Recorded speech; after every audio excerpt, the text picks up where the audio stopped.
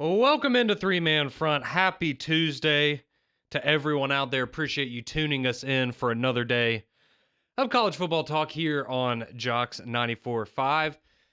Pat Smith, Landon Roberts, and Molly Robinson out at Social Taco in Homewood. Go join them. They should be out there until 2 o'clock. So go stop by, have a dollar cerveza, have some tacos, have some chicken fries. Go out there, talk some ball with them, and you can hang out with Don Don too. And many of our other regulars, they are up there each and every day at Social Taco. But while we get things sorted out and get connected with the guys out there at Social Taco, we have to open up today's show. We have a lot of things coming up for you today. We have Mike Griffith. He should be on here in about 15 minutes or so. Get his thoughts on Georgia and their win over UMass, as well as locking up his spot in the SEC title game, and as well as his thoughts on both Alabama and Ole Miss essentially throwing up all over themselves and eliminating any realistic possibility of them making the college football playoff. We also have Rodney Orr moving some things around with the Thanksgiving holiday coming up on Thursday. Rodney Orr is going to join us in the 11 o'clock hour. Ryan Hennessy from NBC 13, he's going to make an appearance. Really? At Social Taco. Wow. Yeah, so Okay. I see how he moves. Yeah, go get your autographs from Ryan there at Social Taco. A little bit later, we're also going to have Trey Wallace on from Outkick, National College Football Reporter, and then Scott Hamilton, who has a finger on the pulse of things there in South Carolina, as South Carolina is going to face Clemson this weekend. But with that out of the way, we do have to get to the big story last night, Damian, and that was, of course, the Auburn faithful just continuing to ride this high now for the last couple of weeks, with not only the basketball team, but the football team getting a little win streak going here, their big 4 overtime win over Texas A&M, and then they carried that success over to the hardwood last night in Hawaii for the Maui Invitational, where earlier in the day you had a very interesting game between UConn and Memphis. UConn, of course, the two-time defending national champions. They ultimately lose that game in overtime to Memphis, in large part to Dan Hurley getting a technical late in that game. Interesting way for that one to finish there, but I think a lot of people were looking at UConn and Auburn as kind of the two top dogs there in the Maui Invitational. So Memphis knocks off UConn early, and then Auburn plays Iowa State. And for the first half of the game, I think a lot of Auburn fans were a little frustrated, a little disappointed with what they were seeing on the court. Ultimately, Auburn down 18 and manages to make the comeback, the largest comeback in a top 5 matchup in college basketball since 2012. Super impressive win last night. Janai Broome there with the tip late in that game off the miss from Denver Jones to ultimately put Auburn ahead with about a second left. Then all Iowa State could do is throw up a hope and a prayer. No good, and Auburn finds themselves victorious. They will now advance to play North Carolina tonight at 10 o'clock. So going to be a late night for a lot of you Auburn fans. But Damian, I think a very impressive win for Auburn, their second top 5 win of the season already. And I think there's really no doubt right now, if you've been watching any college basketball, that Auburn deserves to be the number 1 team in the country at this point. Yeah, and they've played a schedule that's pretty much showing you exactly who they are and where they are as a unit. And I agree with you 100%, being able to knock off these top 5 opponents and in a bevy of different ways when your best player shows up in games like this with Janai Broome. And we talked about it a lot this morning on Morning Jocks. It's the fact that he came back for another year and he's really starting to just grow his game and evolve his game. That's going to be the best benefit for Auburn. And I think, you got a chance to see it last night from him, the 3-point shooting. Like he's not afraid to take that shot. He doesn't even think about it anymore. It's, hey, catch, I got it. If I see the open look, I'm going to shoot it. But he still handles his business in the paint. Like he's still a defensive enforcer. He still manages to, come down with rebounds. And I think just the completeness, or I say the depth that Auburn has is going to be beneficial in the long run. But the starters are doing most of the grunt work, but they're doing a good job in the pieces that they have coming off the bench. They're expanding their role. They're maximizing who they are in those roles. Seeing the growth of Denver Jones for Auburn as well, the confidence that he has and what he plays with. Even Chad Baker-Mazara, with the 4-point play last night was just as important, if not more important than a lot of the buckets that he had throughout the game. But definitely at that moment, it was a spectacular play. So just for Auburn right now, they're riding high, and I think that from the top down, they're one of the, if not the best team in college basketball. And I mean, Alabama's going to have something to say about that too. I know they had an early stumble early on, but we know how important it is that they get hot. But for Auburn right now, I think if you look at just how the SEC is playing, how they're starting off the season, and them going to take on these challenges and performing at a high level, you got to feel good if you're an Auburn Tiger fan. Absolutely. Again, I mean, just to go and I mean, these early season tournaments are, they're always incredibly entertaining, but you have to think, I mean, to go to a completely different time zone, a completely different environment, play a top 5 team, and to be able to get down as early as they did in that game. And essentially, I mean, they were working from a deficit for the vast majority of that game. It wasn't until very late in the second half where they started to close the gap and then ultimately were able to take the lead. But it was super impressive what Auburn was able to do. Again, tonight, 10 o'clock, they will take on the North Carolina Tar Heels, who are ranked 12th in the country as it stands right now. So go ahead and set your alarms, get a little nap in this afternoon, whatever it is that you need to do, because that's going to be a good one. It will be.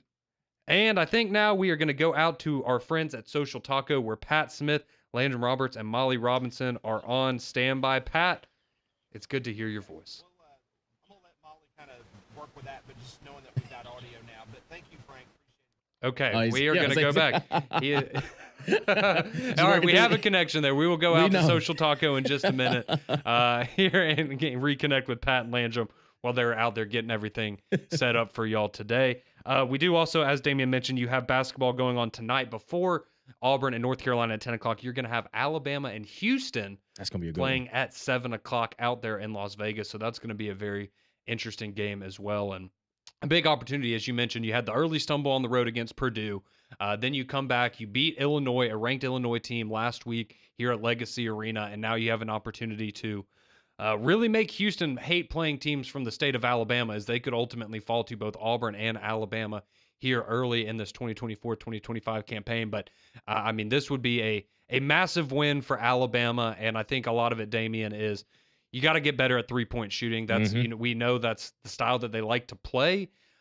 It was better in the game against Illinois, but you're still living in the low 30s in terms of percentile in a lot of these games for Alabama when it comes to shooting the three. And I think that's going to be something that Nate Oates looks for the team to improve on moving forward. Yeah, and just getting these young guys acclimated to everything that they're doing too. With, I mean, LeBaron, Filine, if there's anybody that has been as explosive and just must-see basketball since Brandon Miller was there at Alabama, it's him. And like he plays a lot bigger than what he is. And I mean, he's already a bigger guy, but just the flow that he has, the confidence that he has, he flows up and down the floor well. He's not afraid to rock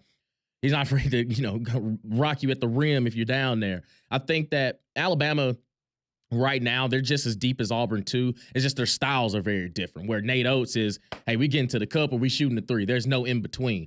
And I think that for Alabama right now, like to your point, it's just making your shots, because you're going to have them, you're going to take them. It's just all about watching them fall. So I think that for Alabama, a matchup with Houston that could, bode well for them in the long run if they get a victory.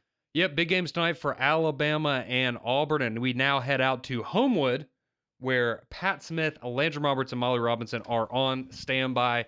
Good morning, Pat. You guys want to do the next 3.5 hours? Hey, I mean, we can. I mean, we're good with chips and salsa for the next little bit. Look so at y'all.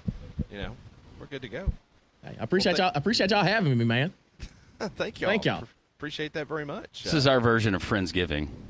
Friendsgiving? Yes. That's what that is? Let's turn you down a little bit, shall we? Okay. You're a Thanks. little loud. You're sitting right next to me. I get told that from time to time. Welcome into Three Man Front. We're live at Social Taco. The doors are going to open up here at 11 o'clock. It's finally filling up football season as the season ends. It's cold. Feels good. Little breeze. Overcast. Yeah. Feels good.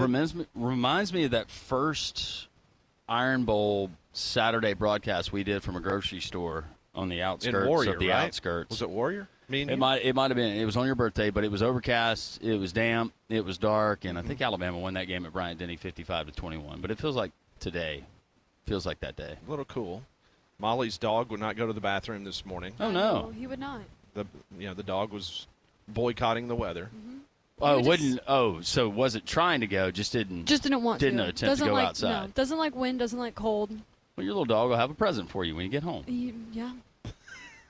We tried 3 times. Well, speaking of presents, guess what? The University of North Carolina gave Mack Brown a present this morning. Oh, really? It was a present that he probably was not anticipating, but the University of North Carolina has released a statement saying this season will be Mack Brown's last at the University of North Carolina. Director of Athletics Bubba Cunningham informed Brown yesterday, who coached North Carolina from 1988 to 1997 and then returned to Chapel Hill in November of 2018, that he will not return as the head coach of the Tar Heels. Brown will coach the team Saturday in its season finale against NC State. A decision has not been reached on whether Brown will coach in a bowl game. There's reports coming out of North Carolina that it is a $2.8 million buyout. And in this day and age of college football, Molly, that is money that you find in the sofa cushions. That's not a lot of money. Your Ole Miss collective could easily, you yourself, could take care of that. I'm tapped out after this season. I think I'm out. Are you done with your giving? I'm going to have to. I went all in. All chips in the middle of the table. Thanks, Lane. Yeah. It's going to be a bad Christmas for my kids. I appreciate that. So Mack Brown's going to get $2.8 million to walk away. Mack Brown has released a statement. He said, while this was not the perfect time and way in which I imagined going out, no time will ever be the perfect time. I've spent 16 seasons at North Carolina and will always cherish the memories and relationships Sally and I have built while serving, as the head coach goes on and on. This has been a very interesting situation. If you did not follow this from earlier in the season, he was so disgruntled and just very upset after they got embarrassed at home earlier this season, where he literally went into the locker room and resigned. He retired. And then a few minutes later, he decided, you know what, that was probably not a good move. I want to keep coaching, which confused Bubba Cunningham, the athletics director, and everybody else surrounding the North Carolina team. And North Carolina continued to just absolutely fail miserably this season. So he basically was fired. They met yesterday, and Mack Brown wanted to continue coaching. That's been the story over the last week or two. And Bubba Cunningham decided, you know what, that's just not going to be best for our university, and they've decided to part ways. Well, and you got to give credit to Mack Brown for, after retirement, going back and having a love for that university and what he was able to do prior to departing for Texas and getting that program kind of back.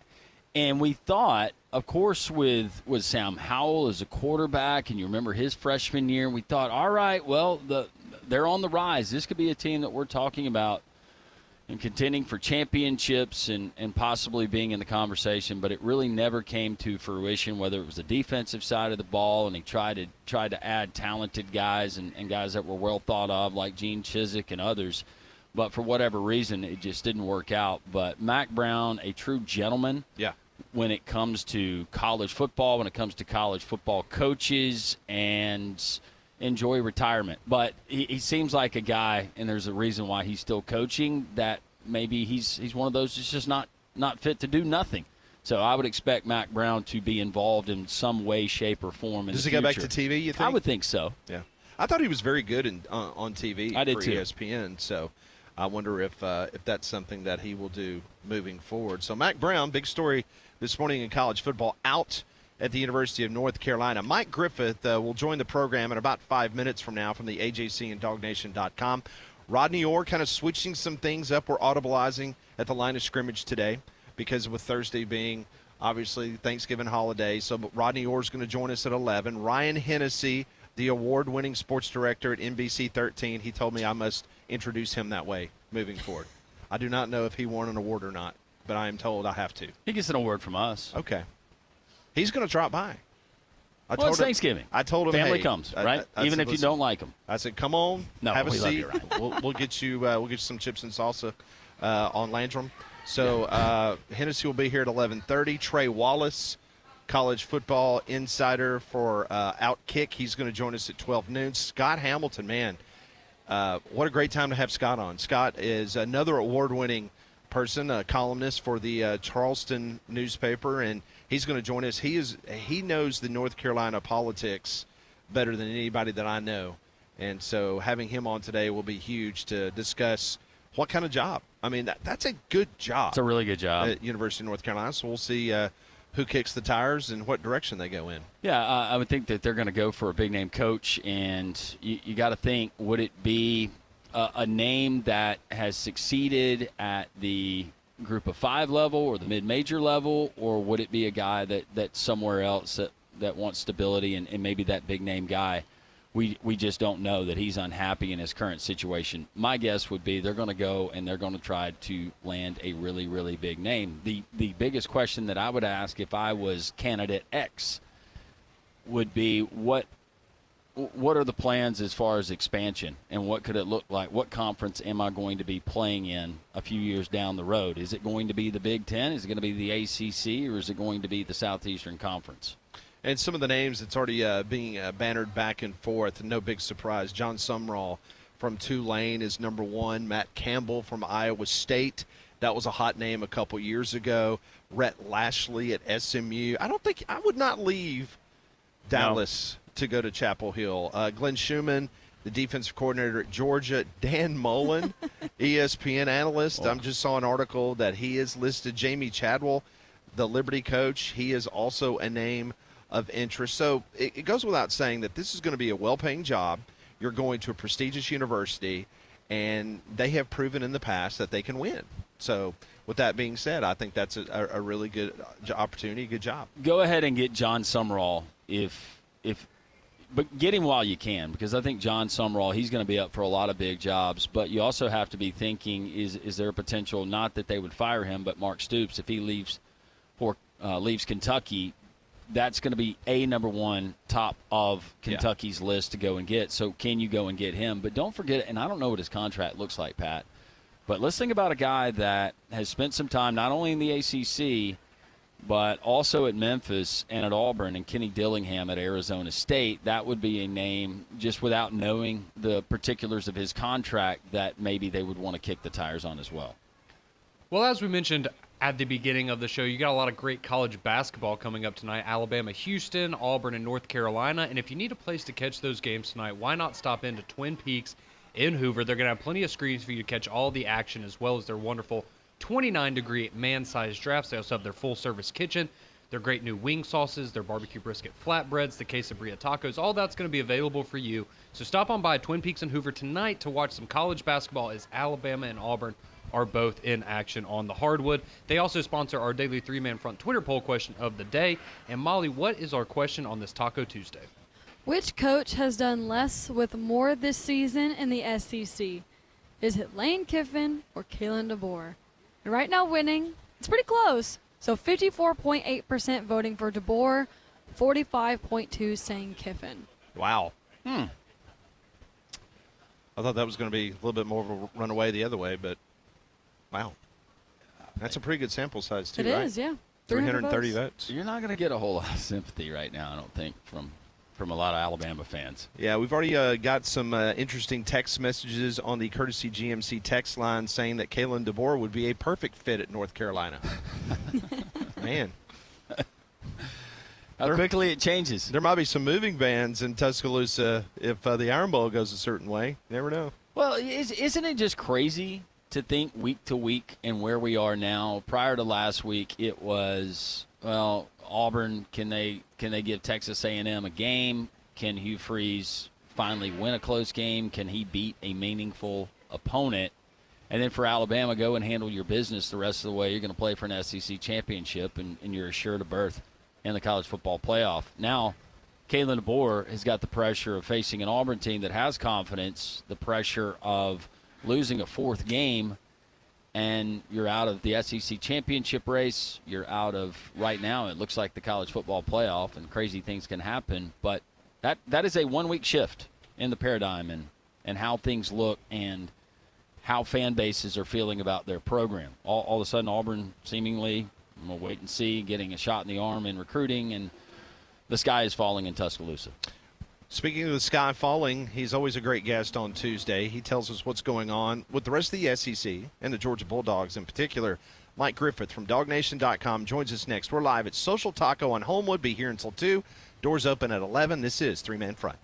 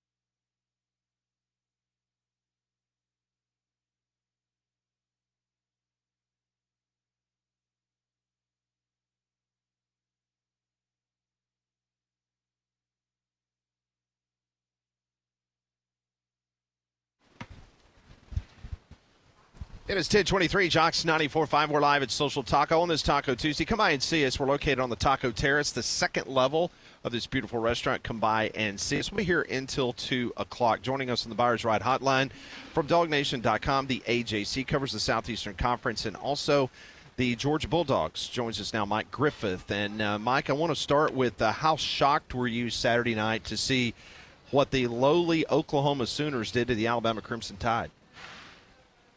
Well, it really isn't about Oklahoma because I think Brent Venables is an incredible coach that, has a good defense and really hasn't had much to work with on offense. So I'm not really shocked by Oklahoma because, again, I think they're a really well-coached team that was playing at home, and that was their Super Bowl, so you knew you were going to get their best. I'm really more, I don't know if disappointed or disillusioned. I think I said on this radio show last week I thought Alabama was going to win out and I'd pick them to win the national title, and I just kept thinking I'd see that best edition of Alabama, and because when Alabama was at their best this year, they were incredible. They really were, and it was really a sight to behold, and that's something I'll remember about this 2024 Alabama team is just how dynamic and how much potential they had, and Jalen Milroe at his best. I mean, I know that brought a lot of Alabama fans a lot of great memories. The night they beat Georgia, they just looked unstoppable, and there was just so much hope for the program.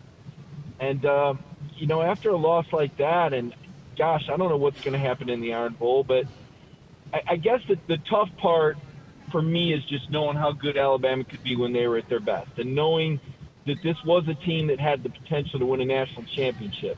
Now, all that said, I'm not putting it into footsteps of Kalen DeBoer. I think he's a really fantastic coach. I think it was a good hire, but I think he's got to get his culture in there. And it was almost as if the culture of kids that he had couldn't handle the emotions that he allowed them to play with. And I just feel like, Jalen Milroe, and mercurial is the word that comes to mind. I mean, this guy is so good when he's on his game. But there were some other elements of the team that really let me down. I was really expecting Alabama to win the SEC championship and win the national title. So I guess that tells you how shocked I am. Mike, was it in your mind, and this is not just specific to Alabama, because we look across the SEC and what the week in, week out has looked like, heck, even across college football, we talk about parity and rosters, elite rosters, they're not built the same as they once were. You attribute it more to that? Do you put more into Alabama just wasn't ready to play? Would you say it is the new schedule model that we get in the SEC? Would you say none of that, or would you say all of the above? Well, I mean, I don't want to hurt anybody's feelings, but I just don't think that team was very mentally tough. I mean, it was a team that could handle success but couldn't handle adversity. I mean, they lost at Vanderbilt earlier this year. We kind of gave them a mulligan for that. Said, oh, well, that was kind of a fluke. Didn't really feel like we saw their best against Tennessee.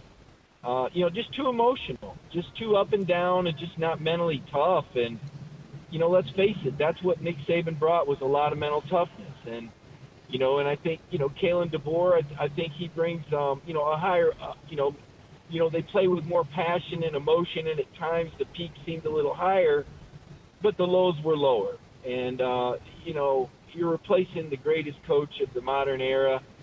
It's not going to be easy. And you're in an SEC, as you pointed out, that has a lot of parity. I mean, look, let's be honest about something. Did Alabama lose the SEC championship when they lost Caleb Downs? When Nick Saban wasn't able to secure that kid, when he made that late decision? I mean, DeBoer didn't have much of a chance when you look at some of the guys that walked out the door. I mean, let's be real here now. If Alabama has Caleb Downs, guys, I don't know that they lose a game. And yes, one player can make a difference. There were a couple other guys that went out the door too. So let's be fair to Kalen DeBoer and remember what Nick's late decision left Alabama with. That was not an ideal exit in terms of the timing and the ability to secure some of those players. And I think you've got to take that into consideration. That's an excellent point. That's Mike Griffith joining us from the AJC, covers the Southeastern Conference, also for DogNation.com. So let me ask you, how do you handicap the SEC from here? Because, I mean, I know it's mathematically still a very small chance that if there's some other carnage in the SEC, Alabama could potentially get back into a conversation. We're not subscribing to that, Mike. So my question to you is, excluding the Alabamas, unless you're just head over heels thinking that that carnage will happen and they can get back in the conversation, what are you looking at from an SEC CFP point of view from this point? Well, unfortunately, I think the margin of defeat is going to cost Alabama any chance of an at-large. I mean, if they lose by a field goal or a touchdown on the road in the SEC, I mean, this is the year where, the top 25 teams in the SEC are only, I think, 13 to 12 on the road. I just think the manner that they lost in, unfortunately, because I really do believe that Alabama's one of the 12 best teams in the nation, but you got to prove it on the field, man. I'm trying to think of a scenario where Ole Miss gets in. They lost by a touchdown, but boy, they got that loss to Kentucky, and Kentucky's not doing them any favors with this nosedive late. I think the big question for the SEC and for Greg Sankey, and I feel like there's enough power and politics where this will happen. I think if Texas beats Texas A&M and Georgia loses to Texas, within 7-10 points, I think a 3-loss Georgia gets in, because I think you've got to be careful not to penalize the SEC championship game loser too much. I mean, they're already going to have to play the extra game and then turn around and play in 2 weeks, and that's a lot of punishment.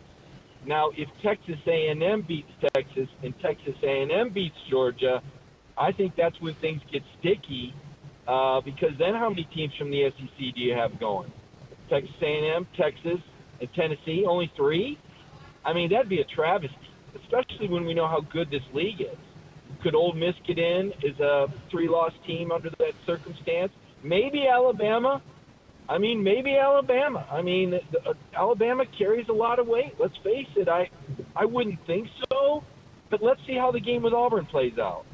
Let's see how Ole Miss does in the Egg Bowl.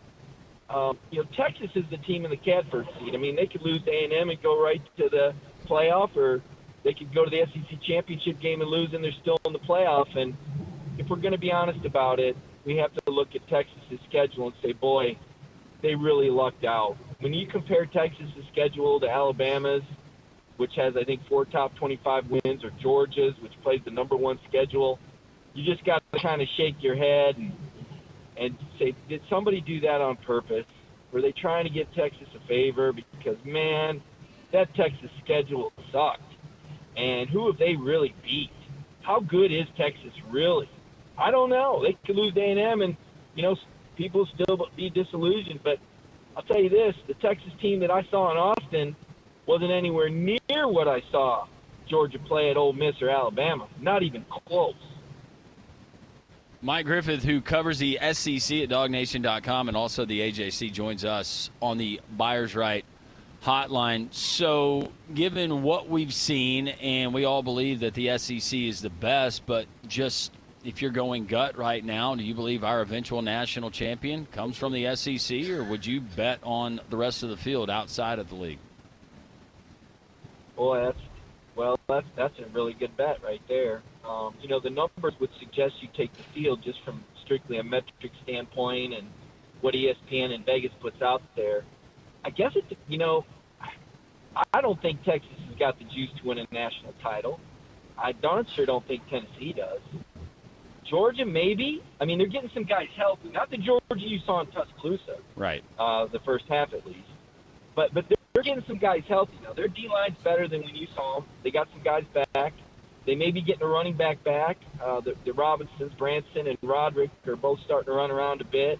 Smile Munnon is back. He may be their best linebacker, but he missed most of the season. Carson Beck has kind of found himself, kind of the Tin Man finding his heart or something like that, really.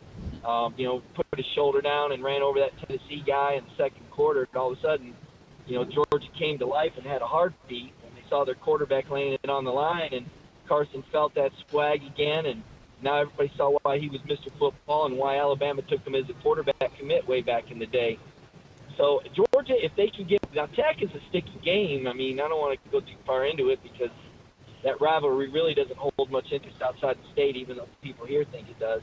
But Tech is tough enough to catch Georgia on a bad day. So they got to get by that game. They got to survive that game. It's a chippy game. It seems like guys always get hurt in it.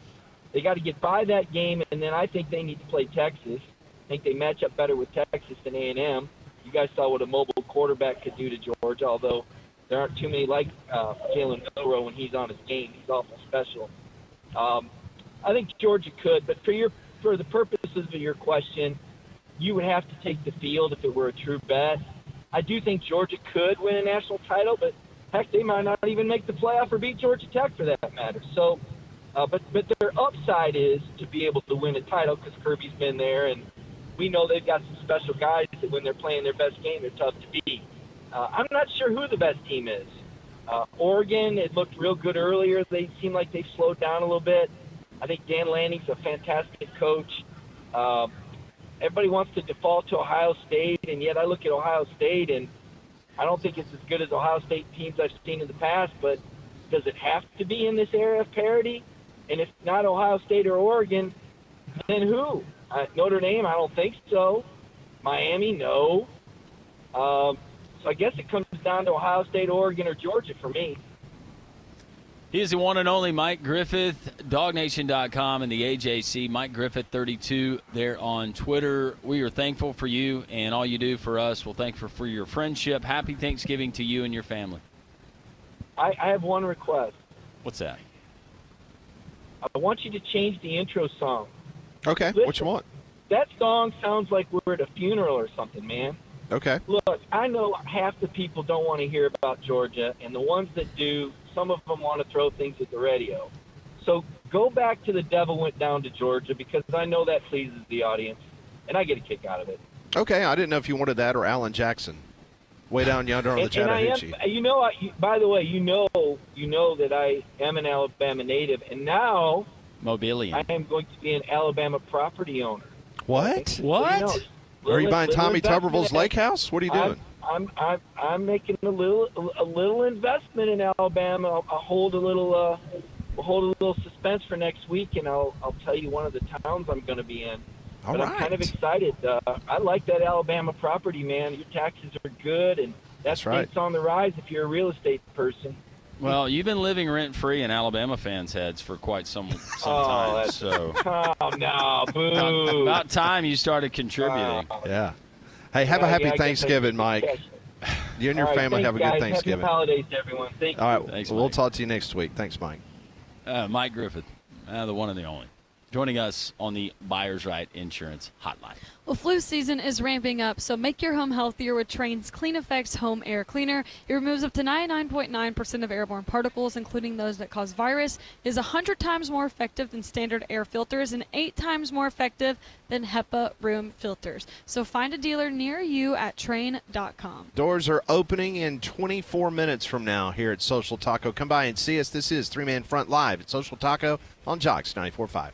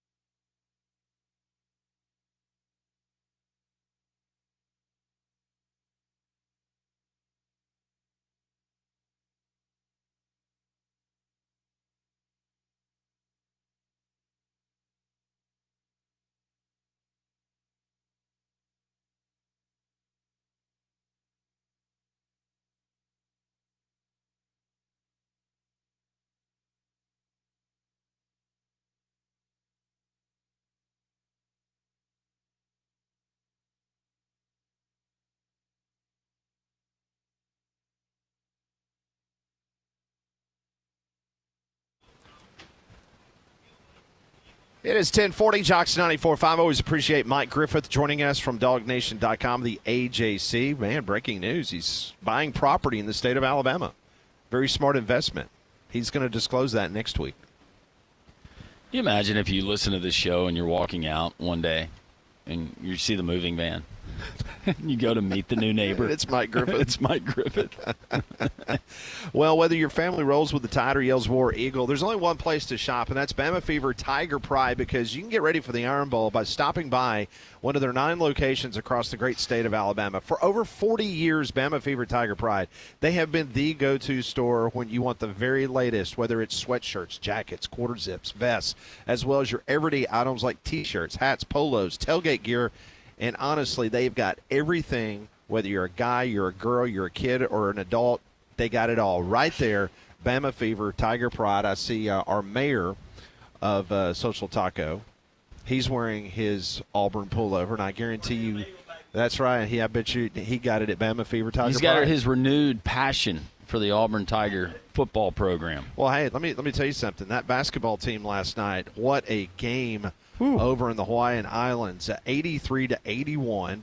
Auburn trailed by 16 at the half. Tigers went on a 20-4 run in the first 6 minutes of the second half. Janai Broome scored a tip-in basket with 1.2 seconds left. Broome, 21 points, 10 rebounds. It's the 4th consecutive double-double for Janai Broome. So, I mean, he has been rocking and rolling. Chad Baker-Mazara, 18 points. Those 3-pointers came at a huge time, 3 of 4 from the field. Game only had 3 lead changes. Isn't that crazy? That is crazy. 3. That's all. But now Auburn has defeated multiple top 5 teams in the same season for the first time ever. And on top of that, it's only the 4th team in the AP poll history to start a season 5-0 with multiple top 5 wins. Yeah, and with the semifinal game coming up, and you had North Carolina last night, they survive Dayton, so they'll take on the Tar Heels. That's not quite a top 10 team, but that's a quality program. If you're able to get that win, maybe pick up another, you still got to go to Cameron Indoor. Think about it. You got Purdue coming to Birmingham in late December, but will there be a better battle-tested basketball team when we start conference play that has been battle-tested more than Bruce Pearl and the Auburn Tigers? I would throw it out there that the answer is no. Now, I mean, when you go down to a top 5 opponent by 18 points and what Iowa State was doing defensively against Auburn, I mean, nothing was working, but Auburn made adjustments at halftime. It was 16 at the break, and they just came out, and, man, they started – offense got rolling, and what happens when you hit a couple of those outside shots, it just loosens everything up because they were packing everything against Janai Broome and Caldwell. And so Auburn was able to hit those big shots and loosen up the rims a little bit. If you want to go back to 2019 and the way that team was made up, it was Bryce Brown, it was Jared Harper. Now, you had other pieces, and Chumo Kiki and others, and they could score inside, but you would have games where it was just an onslaught of threes. This Auburn team seems like they can do it in a variety of ways. And Janai Broome, he's going to be your constant, but also with some of the bench help that you get, guys like Denver Jones, Baker Mazar, who you mentioned, and Pettiford, that can come in and when the game's on the line, seemingly hit big shots. That's the recipe for a championship team. And when you get after it on the defensive side, and look how much better Auburn was at defending Iowa State last night in the second half when they really put the clamps down. So then tonight, the Alabama Crimson Tide, they're playing in Las Vegas. Conrad, you looking forward to this? The Houston Cougars is going up against the Tide. The Tide is a 4-point underdog, Conrad. You like the Tide in the points? Yeah, I'm going to roll with the Tide tonight. It's going to be three-point shooting is going to have to be better because as we saw in that game against Purdue, Alabama is at a point where they're fortunate that they're good enough to be able to play their B game and still win a lot of games. But when you're playing the Purdues, the Houstons of the world, they're going to have to step up both defensively and from behind the three-point line. So it should be a good game tonight, and I hope Houston leaves it, with some very sour thoughts on the state of Alabama with some early season losses to both Alabama and Auburn. Did you see any of the social media posts? Because this is the big NIL tournament from Las Vegas. Have you seen anything of note from the social media of any of the Alabama players or the Alabama team because they're getting paid NIL money to go out there and do social media stuff? So far I haven't, to be honest with you. After I saw Ryan Williams do the video with Baby Gronk before the Oklahoma game, I kind of don't want to see Alabama players' social media posts right now. It's not in a good place. I understand. Some of those Alabama players, the pre Las Vegas, they had a pretty good bankroll. Word on the street is that's a pretty expensive roster you got in Tuscaloosa. That's word on the street. They could sit in the high rollers room. Yeah, they really didn't need to go to the NIL tournament, to be honest with you. Can they book their own room if they want to get a penthouse suite, or does Nate Oates require that they double up with somebody? Yeah. We are live at Social Taco here in Homewood. The doors officially open in 14 minutes. The mayor, Don, is ready to greet you at the top step and usher you to your table of choice. So come on by and see us. This is 3-Man Front. We're live. Social Taco on Jocks 94.5.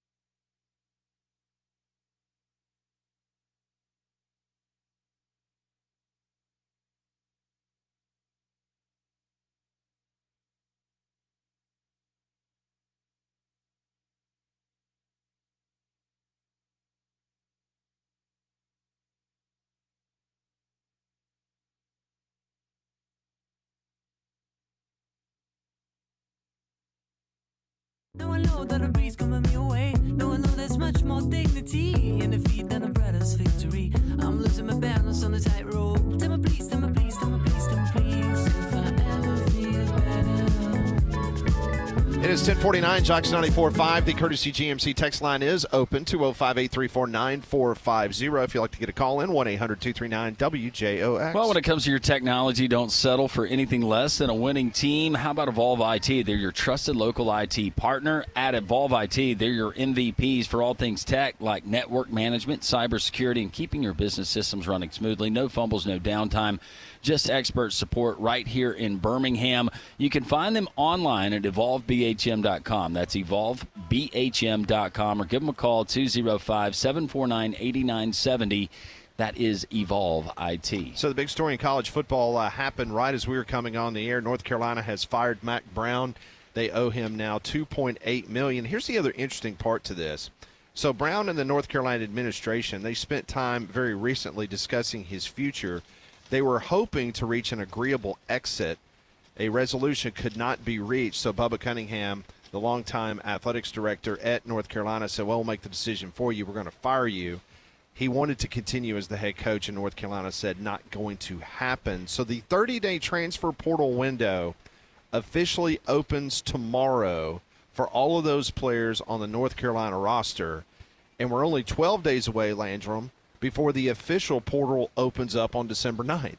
So those North Carolina guys, they're going to get a jump on things, 12 days before the actual portal opens up. Well, and just having conversations with certain people, it's representation of some of these guys where they let them know that they would be open to hearing offers, no matter who the coach is. Maybe they just think that there's a better deal out there, and they've already probably got a list of schools that they're interested in.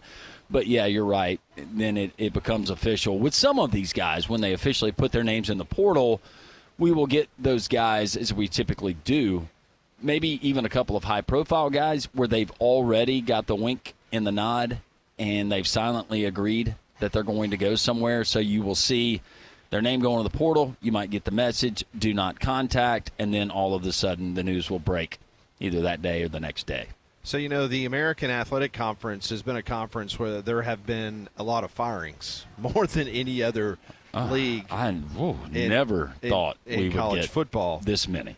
So East Carolina was the first one when they fired Houston, and they were able to name their interim head coach as the main guy yesterday.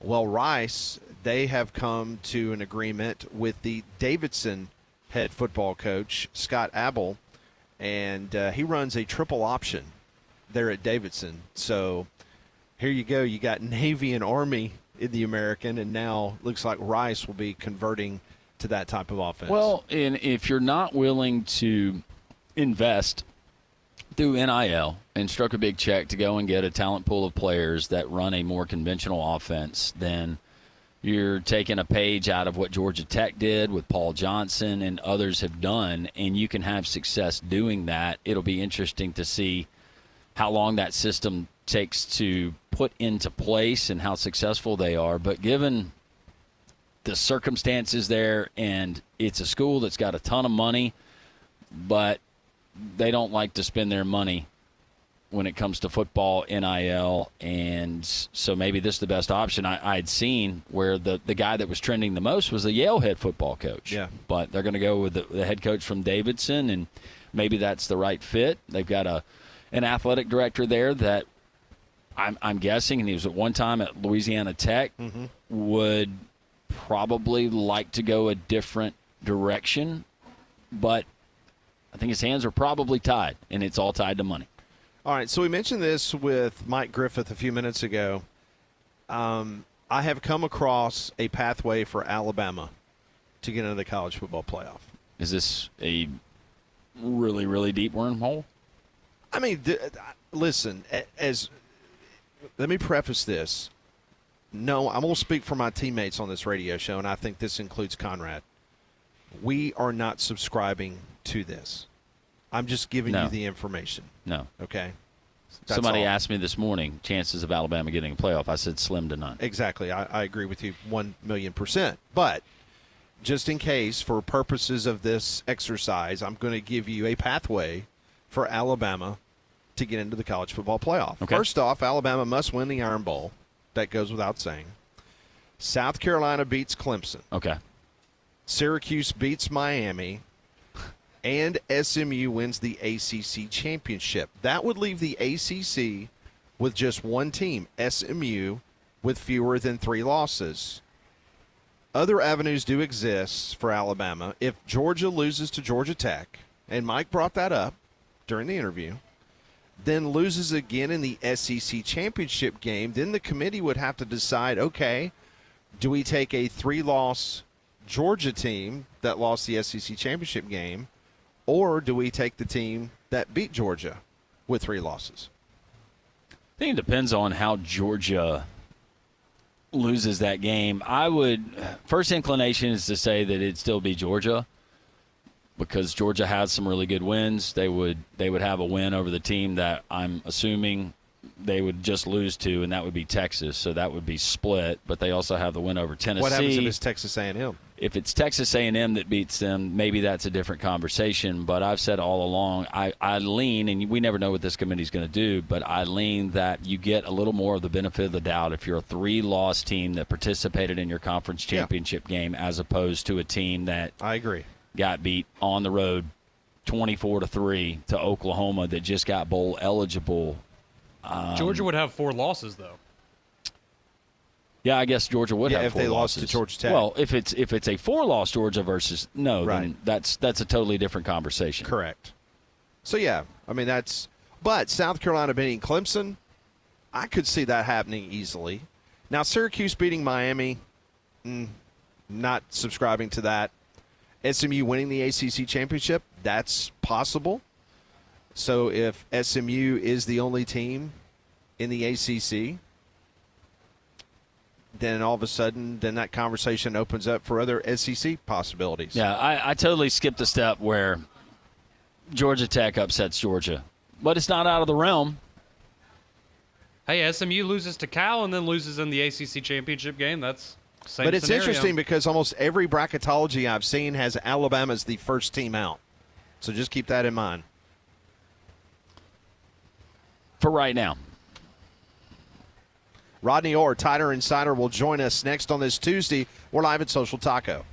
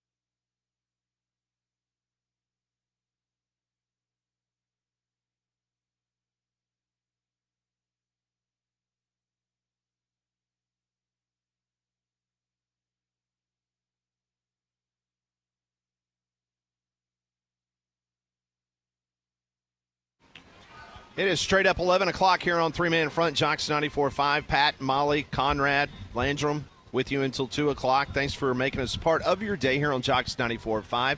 Those watching us on YouTube, I'd like to do a shout-out to our friends down at 18 South here at the Edge, just a rock's throw from where we are here in Homewood, a brand-new store, so get by and see Patrick Isbell, those great people there at 18 South, a proud partner here on Three Man Front. Let's go to Tuscaloosa, Alabama. Rodney Orr from Tider Insider joins us.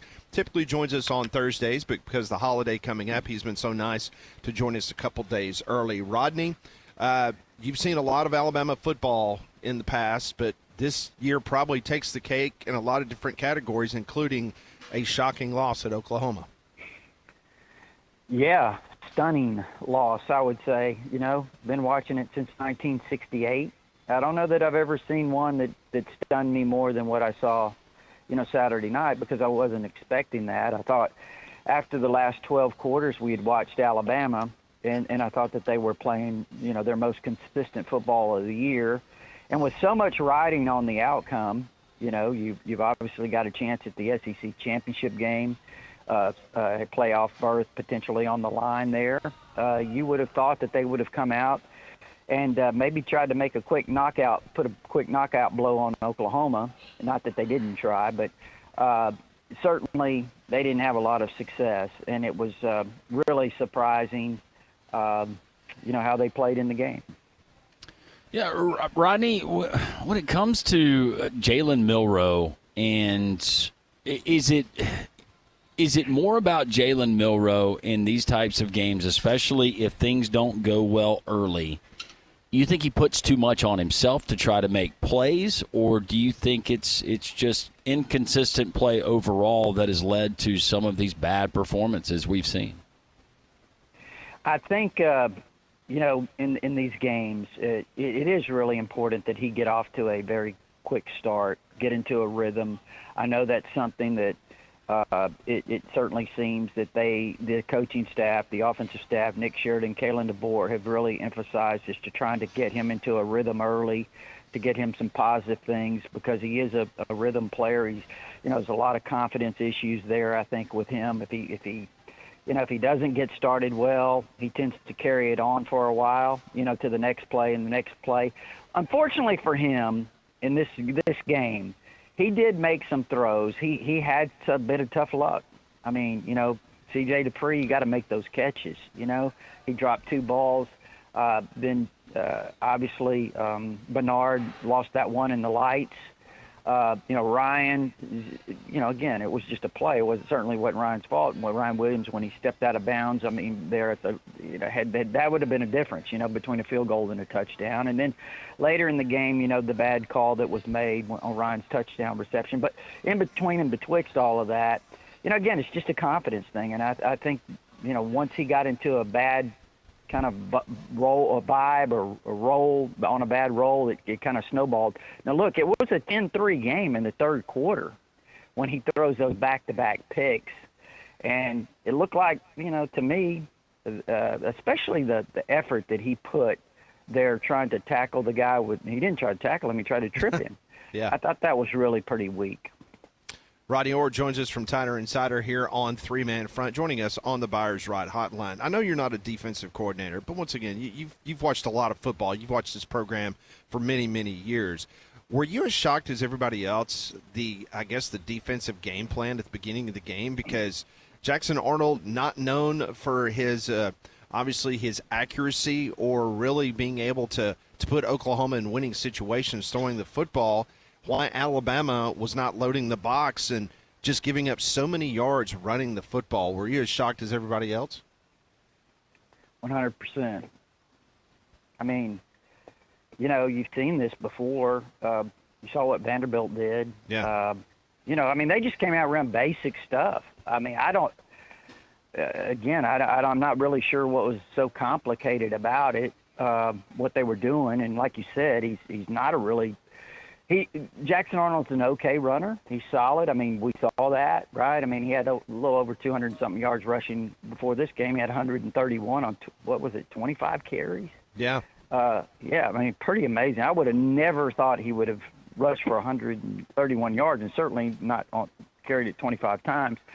But, I mean, it's just they never really adjusted to it until maybe later on. But, yes, I'm very surprised at the way it was. They threw for 68 yards. There wasn't even really much of a threat. They lost another receiver last week. Some of the receivers have been out. So it was really surprising. Yeah, it was very surprising just the way that Alabama tried to defend it. Rodney Orr, Tighter Insider, joining us, previewing Saturday's Iron Bowl. All of our guests join us on the Buyers Right Insurance Hotline. Rodney, as we turn our attention to this game and some of the matchups, I would think that first and foremost, at least on the defensive side of the ball, that Kane Womack, he is stressing trying to stop the run, and whether it's Jarquez Hunter or potentially Peyton Thorne using his legs and doing his best Jackson Arnold impersonation, that's got to be chief of concerns right now for Alabama here early in the week. Very much. I mean, Peyton Thorne's a better runner. He's a more gifted runner more dangerous runner than Jackson Arnold. So, I mean, they're going to have their hands full. Jarquez Hunter, he certainly might be. He's one of the best backs they've faced all year, without question. Yeah, they've got a lot defensively that they're going to have to be concerned with. And also, I think, too, it seems like the Auburn passing game, and I haven't watched them a ton, but it seems like it's gotten better and better. I think Cam Coleman has had a big November. So they've gained a lot of confidence. I think, Thorne's playing with more consistency. So I think things have seemingly come together for Auburn more over the last couple of weeks. They're coming off their best performance. I mean, that win over Texas A&M, they toughed that one out, man. They showed a lot of mental toughness in that game. So the question is, does that carry over? I think we saw Alabama have its worst performance of the season easily, in my opinion. Does that carry over? So I think if you look at it from that perspective, you can understand why Auburn would go in very confident in their chances to win this game. But with all that said, how have we seen the ebb and flow this season? Just 2 weeks earlier, Georgia looked really beaten down against Ole Miss. Now here they are on a high note, and Ole Miss loses to Florida, and they're out of the playoffs probably. I mean, but you could go through example after example of that with various teams this year. Alabama's been in that boat. Auburn's been up and down. They've had a lot of losses that probably in games they could have easily won. So how do you predict this season? I don't know. If we base it on what we saw last, then I would say, if you made me bet, I would probably bet that Auburn's going in with the better mindset this week. So I think Kalen DeBoer has a big task on his hands to get his players to get their minds right this week. I know they didn't practice yesterday, Rodney. I checked in with a couple of people close to the football team last night, and they told me that the leaders were stepping up. The leaders were saying the right things in regards to around that football team. Now, they'll be back on the practice field, and they're going to obviously try to right some wrongs, the things that they did and did not do in Norman, Oklahoma. But as of right now, based on the people around the team that you talk with, what is the mood around that program or some of the players going into the Iron Bowl? I think everyone's asking the question. Everyone's asking that same question. I know that last week the word was, that they had all this energy. Yeah. Everything was positive headed to Norman, right? I mean, that they had really good practices. There was a lot of confidence in the direction that they were going and all of that, and then they fall flat. So, based on what I hear there's a lot of uncertainty. And again, I'm not saying Kalen DeBoer or his staff. I'm just saying people, as they look at the program, what direction are we headed in terms of this coming game? And I just think that everybody's kind of taking a wait-and-see type approach. Rodney, I realize it's a big loss, but specifically for defending this Auburn offense, how big of an impact potentially could the loss of Deontay Lawson be in this game? Yeah, and I'm not that's certainly a loss. There's no doubt about that, But I'll say this, too, and people were making a kind of a big deal out of him going out in that game. And I understand he calls the defenses, and he's really important, and he's a good player. But Oklahoma was running the ball up and down the field before he went out, too. That's true. So I'm not really sure, how big of a loss it is, as you head into this game. That's a really good question. But you have Justin Jefferson. He has to be ready to play. Obviously you've been moving Jihad Campbell around quite a bit. Some of these younger guys, whether it's Jeremiah Alexander or Caden Jones or whoever it is, somebody else that hasn't played a lot is probably going to have to step up and play. So we're going to find out a lot about that, obviously on Saturday. But, just to answer your question, obviously, he is a loss. There's no question about that. All right, so let's talk a little recruiting. We're getting close to the early signing day. Depending on what service you look at, Alabama still has a top 3 recruiting class. They've got 21 verbal commitments right now, 4 5-stars, 13 4-stars. What is the latest you could tell us? Are they trending in the right direction for some of the kids that have not made their decisions? Are they going to be able to hold on to the ones they currently have? What's the general feeling right now with Alabama recruiting? I know that there's obviously a lot of, concern in terms of, people speculating that Kai Haywood, what he might do if indeed he is going to give Michigan serious consideration. Will he take a visit there? I know they have no more home games, Michigan, so I don't know if he can slide in a trip. He's been in the state playoffs out there in Texas. Of course, he's a 5-star offensive tackle that Alabama really needs to hold on to. But there's been some talk, obviously, that Michigan is trying to make a late run at him.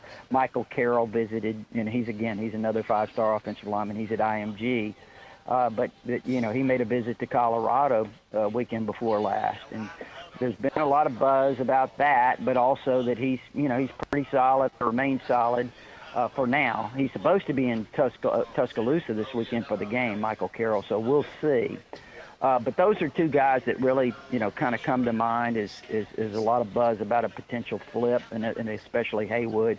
But, there's talk that Jace Clarizio from up in East Lansing, Michigan, the running back, who visited a couple of weeks ago, that he's about to flip to Alabama. He's a really dynamic player as a running back. So we'll see there. And, again, I know that Mason Dunn, who's a cornerback, out of this Tupelo, Mississippi, that's committed to Ole Miss. There's a lot of buzz that maybe he might flip. And then Nashawn Montgomery, a wide receiver. You lost Caleb Cunningham.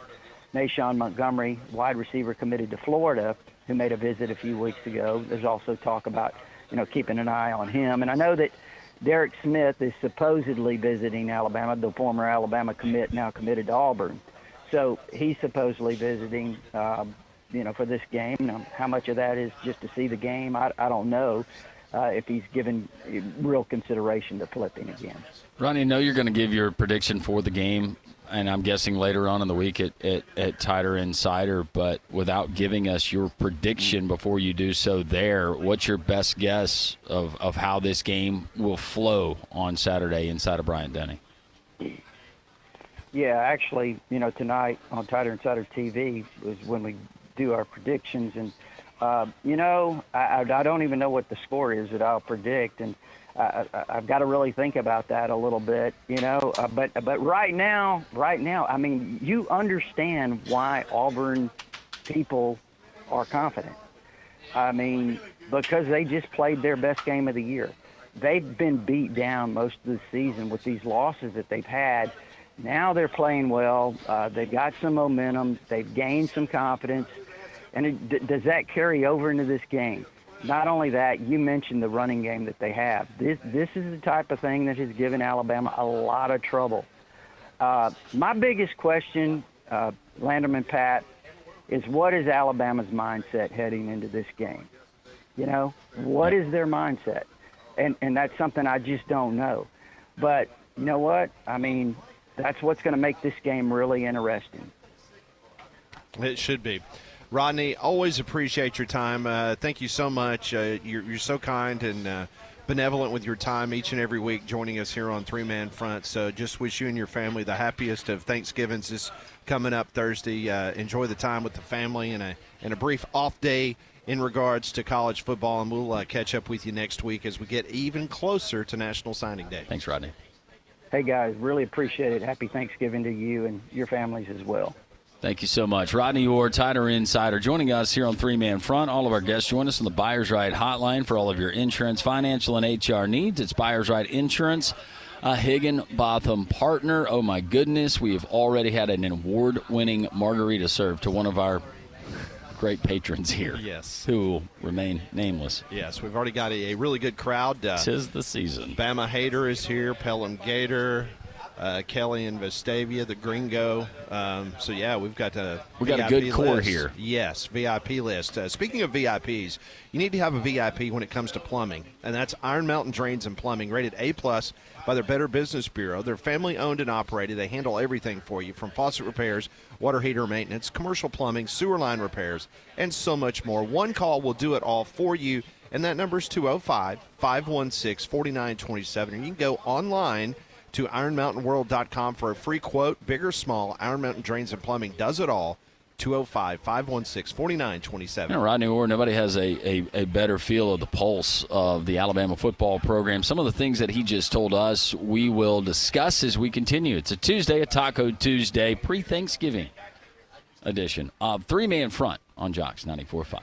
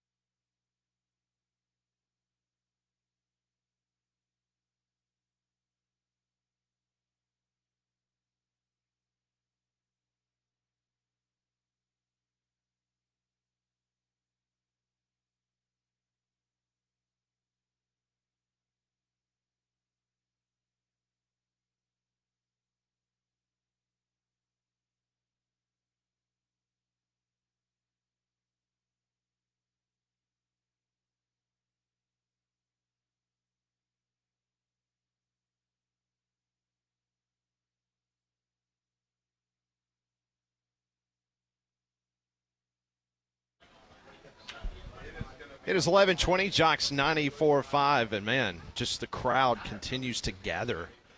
Once Ryan Hennessy walked through the doors, they were here before me. Everybody started following him upstairs.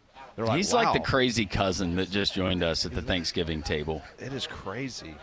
But it's good to see Ryan. We'll get into a couple He things. didn't bring a side or anything. I know. He's the family member that you say, hey, just you're in charge of drinks and ice. I just want to thank you guys for having me. It's been a while. I thought I was kind of you were on probation for a little bit. Yeah, I thought for I was a little boxed bit. out. Yeah. Mind your P's and Q's when you're on here, fella. It's good to be back. It's good to be back, guys. It's great to have you back. You can go and enjoy a lot of great football, college basketball this time of year at Rambler Sports Bar and Grill. They're at the Finnick. I tell you about the jumbo screens all the time, the video boards. How about that large projector, 283-inch projector, crystal clear, optimum sound for all the big games, and an award-winning food and drink menu as well. It's Rambler Sports Bar and Grill. They're at the Finnick, open Wednesday lunch through Sunday night football, and don't forget, all day on Saturday, enjoy Iron Bowl and all the rivalry action, and then Sunday, go and watch your favorite team compete in the NFL. Rambler Sports Bar and Grill at the Finnick, 1630 2nd Avenue South. Make sure you tell them Landrum from Jock sent you. Sports Director at NBC 13 WVTM here in Birmingham. Ryan Hennessy joins us here on Three Man Front. Ryan, great to see you. Obviously, we're all trying to figure out what exactly took place in Norman, Oklahoma, and on top of that, it looks like Auburn has now propelled itself into a serious discussion for not only a bowl game, but upsetting Alabama and Bryant-Denny. Yeah, I think what happened on Saturday in Norman to start is just, I don't think anyone has the answers. We were at the presser yesterday, and I mean, everyone knows we hear the same thing every week. It's a whole not a lot of, we're not getting Nick Saban out there, and just sticking to the course, stay the course, even though they put up 3 points. For the fans of Alabama, they're disappointed. They haven't seen this before. Was it 3 losses for the first time since 2010? It's funny, when he started his presser, the first presser when DeBoer got hired, a reporter said, you got 3 games. Here's your 3 games, coach. And I think he's feeling it right now, and Auburn's moving at the right momentum to make this thing interesting. The only thing, and I've been here since 2018 covering this team, so I haven't been doing it forever, but it seems like they hold serve at home. So that's what's going for Alabama. But, Iron Bowl week, anything can happen, and number 4, the quarterback's got to figure it out, because that was I was shocked when I saw. And we just talked to Rodney Orr, and that was my initial thought on Sunday, and kind of digesting what happened in Norman, but thinking about the psyche of this Alabama team, and it's kind of on 2 fronts. You've got the mindset that you were in position to go and compete for an SEC championship in Atlanta. All of that, for all intents and purposes, that's gone. And these players, they look at social media. Some of them will watch the selection show tonight, and they know that there's a very slim chance that you're even going to have a college football playoff berth. So your psyche coming into this game on that front, but also you didn't lose by a field goal where you said, one play back, this play back. You got embarrassed. And now I just wonder about this Alabama team with some of these guys and being mentally fragile. Is their confidence shaken coming into this game? And it sounds crazy to talk about Alabama in the same breath, but I think it's a legitimate question, and it's only one that they can answer on Saturday. Well, not only that, you didn't lose to a team that's going to be in the playoff. You lost to a 5-5 Oklahoma team, and you didn't put up a touchdown. And Kalen DeBoer came over here, and I said it before the season. I said, this is going to be fun because he's an offensive guy. Saban was a defense guy. You're going to see high-powered offense. And that was the kind of the word embarrassment that we're seeing is this guy is supposed to be this guru with offense. My biggest issue, and we didn't have a 10 o'clock on Saturday, so I watched it at home. I didn't go to Norman. First time watching the game on TV. And you notice little things like the body language of Milroe after he threw the pick. And he walks to the bench, and I wonder, is there anyone there to talk to him? Those are the little things that when I'm not a coach, but there was no one. Sheridan's up in the box. DeBoer's got to coach the game. And fans are frustrated because this is a buildup. I mean, music at practice, it's different. And or nonchalant, like freshmen talking, that wasn't a thing. So now you have issues, and you're starting to look and say, wait a minute, how about that tackle that he tried to do? And it was an embarrassment. And now they're asking questions. So fans have a reason to be upset, and especially what happened Saturday when it was easy. And people say, okay, any game. But these were 2 easy wins, you'd think. Oklahoma, Auburn. Many people thought Bama heavy favorites. I think there needs to be more answers from the coaching staff, and we didn't get it on on Monday. No, you didn't, and I think that's another area that's really frustrating fans is because, okay, so you got yesterday, Sheridan spoke for maybe 5 minutes, maybe? Womack went first, and he gives an opening statement. Sheridan always just goes up and goes questions, so he doesn't give a statement. But he literally was only up there less than 10 minutes, was he not? So it's usually 15 minutes, and then DeBoer. DeBoer came up at like 52, so he didn't – there was no more questions. But, he doesn't – it's short answers. And, look, this was the tight ends coach. This is Alabama football, so we have every reason to be critiquing what they're doing. My point to all that is the fact that I think – listen, Womack did his best spin yesterday. Yep. When he was trying to say, well, we did make adjustments in the second half because Oklahoma only had 80-something yards of total offense in the second half. So he spun it that way. But I wanted to hear more from Sheridan. I wanted to hear – about was there a discussion potentially of benching Jalen Milroe. I mean, I had people blowing my phone up during the game saying, hey, what are you hearing? I mean, they got to be discussing this, right? I mean, Simpson's got to have an opportunity because it was blatantly apparent that Jalen Milroe was not going to be able to run the football once he decided he was, Lamar Jackson and he could run laterally to get around the edge as opposed to north and south. And then he starts throwing interceptions. What's the point in having him in there? They've shut you down on the run. You're obviously not the quarterback because you're going to break all the records that Tua Tagovailoa set at Alabama, so why not make the change? That's what I wanted to hear from Sheridan yesterday, if that was ever concerned or considered from Alabama, but he basically got up there and didn't say anything. He didn't say anything, and that's a good point. But my question, too, is with this new world of NIL and all this stuff, I know fans don't really care, but what does that mean if you bench Jalen Milroe? I mean, this guy's making millions of dollars. Well, this is just my opinion, and you tell me if you think I'm crazy. But does that impact the coaching decisions? Well, yes, and I think it does because here's why. Because Alabama put the stupid C on their jerseys this year, okay? Yep. That has never been done before, okay? Granted, you knew who the leaders were. Nick Saban knew who the leaders of that football team was from day one. You can go outside of Denny Chimes and you can see who's laid in cement, okay? You don't need to have a C on your jersey. Well, that's also a problem because if you bench one of your captains, then all of a sudden, what is that going to do to the rest of that team or that locker room? I think that is absolutely something in the back of the mind because when DeBoer makes a statement like, when I'm looking in Jalen Milroe's eyes and I see, he's still fighting and he's still a competitor, well, that's fine. I can be the biggest competitor in the world, but if I don't have the talent on that particular night, you got to have the balls enough to make that change, and DeBoer just didn't do it. Yeah, we're hanging out live here at Social Taco up in the Taco Terrace. Come and join us. The doors are open. Sports Director WVTM 13 here in Birmingham, NBC 13. Ryan Hennessy joining us in the Terrace. What a difference a week makes. Yeah. And I think where all the praise for Billy Napier and keeping that Florida team fighting and being where they are right now, maybe I've been guilty of not giving enough praise to Hugh Freeze and that staff for keeping that team fighting. And you think about some of the disappointments, the setbacks, the close losses that they had, especially at home. But then you take a performance that you felt like you could have won there in Columbia, Missouri, and then a lackluster effort at home against Vanderbilt. They seem like, though, the defense to me, Ryan, seems like under DJ Durkin has gotten better every week. Now we're seeing it from the offense and finding, by the way, Cam Coleman, he was really good coming out of high school. Yeah. Keandre Lambert-Smith, a guy that you're paying a lot of money. One of the best receivers in the country. No doubt, to come from Penn State and be that. Jarquez Hunter, using him the way you can. And now Peyton Thorne playing with a lot of confidence and did have the one interception. But for this Auburn team, what to you poses the biggest threat to what you've seen from Alabama coming up on Saturday? Run game with the quarterback and the running back. Because if you see a shovel pass one more time, and if you're an Alabama fan, you might have a heart attack. And they saw it again and again and again, and they lost these games. If you can run with 1 and 27, Thorne and Hunter, that's dangerous. And Thorne can run. I mean, he can really hurt him. And I heard what Rodney said. He made a great point while I was driving over here. Zero was in the game. Lawson was in the game during a lot of that damage by Jackson Arnold, someone that was benched and isn't known for always his legs. He could throw, but it wasn't like, we got to stop the run all the time. But that's what I didn't understand is, and I don't want to go back to Alabama, but they're going to run the ball.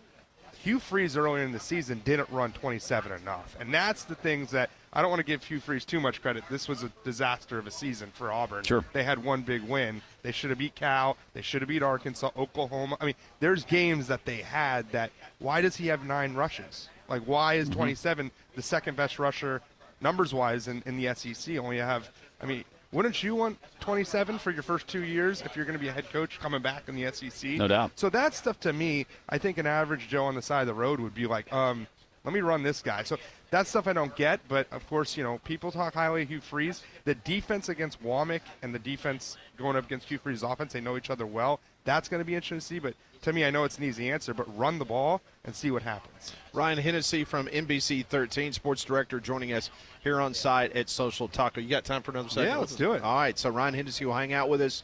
We're live at Social Taco. We'll be here until 2 o'clock. This is Jocks 94.5.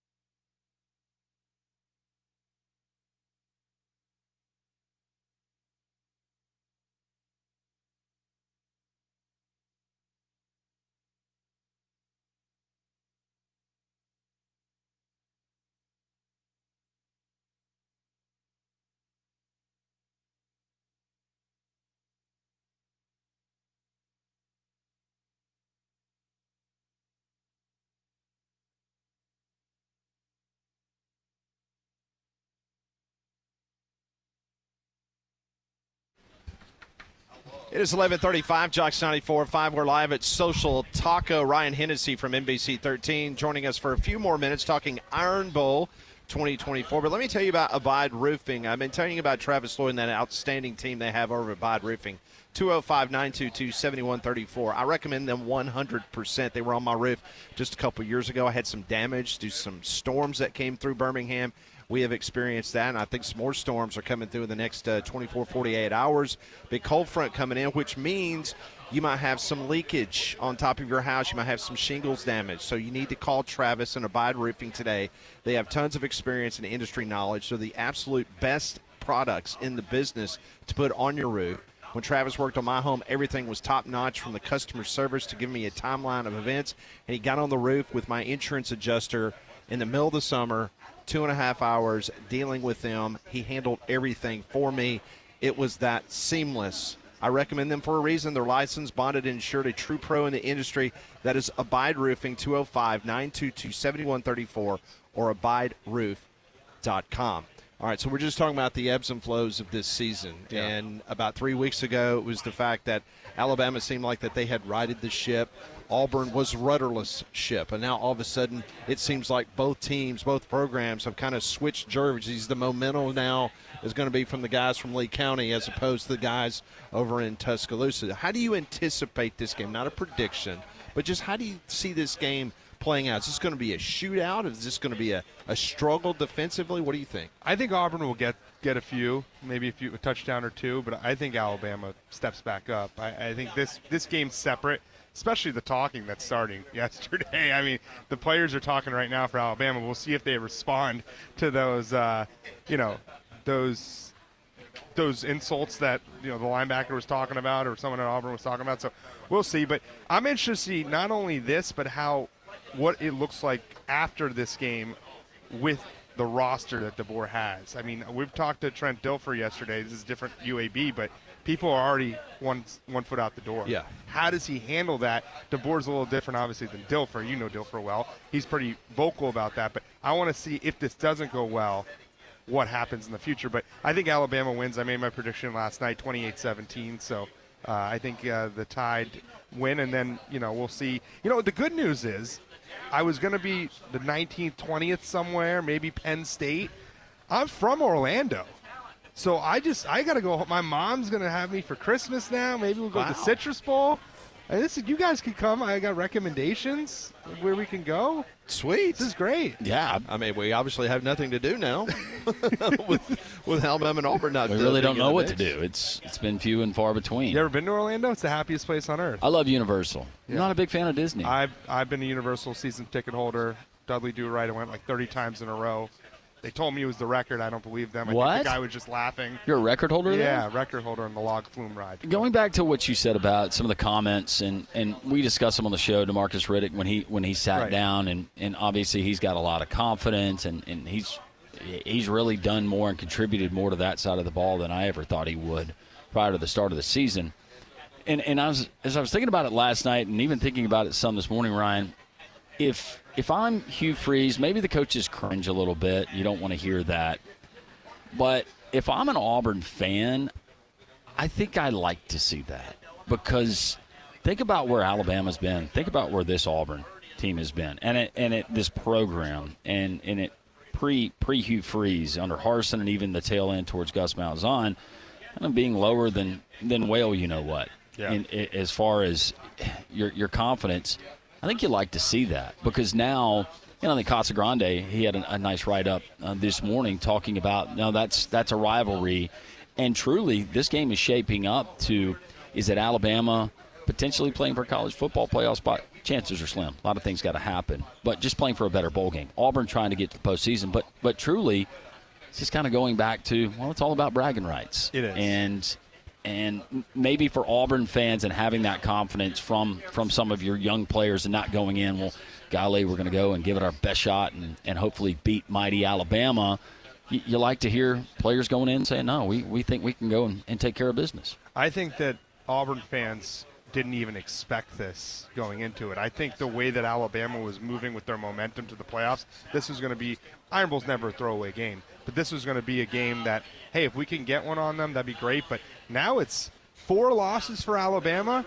That's a smile on Auburn fans' faces in the car right now if they're listening. 4 losses in DeBoer.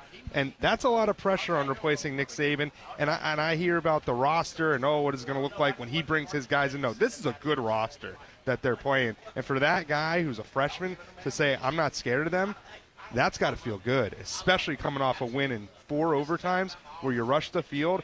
And the fan base at Auburn's obviously passionate, and I think that this is going to be a game that, if Milroe doesn't step up and say, okay, it's time to turn this thing around, should have done it 2 weeks ago or a week ago, but something interesting can happen.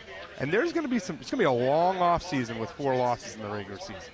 That is Ryan Hennessy. You can watch him on NBC 13, the sports director, predicting Alabama 28-17. Ryan, always good to see you, brother. Thanks for having me. You do a great job. We watch you every single night. night. That means a lot, man. Seriously, Yep. You guys do a great job too.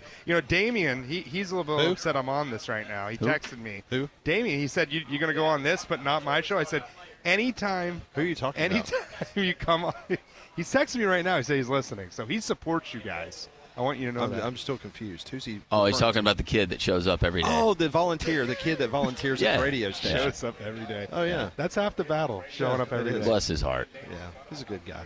Good kid. Thanks, guys. Thanks, Ryan. Happy Appreciate Thanksgiving, having me. man. Thank Happy you. holidays. Thanks for the chips. Oh, anytime. That for is you. Ryan Hennessy. This is 3-Man Front. We're live at Social Taco, Jocks 94.5.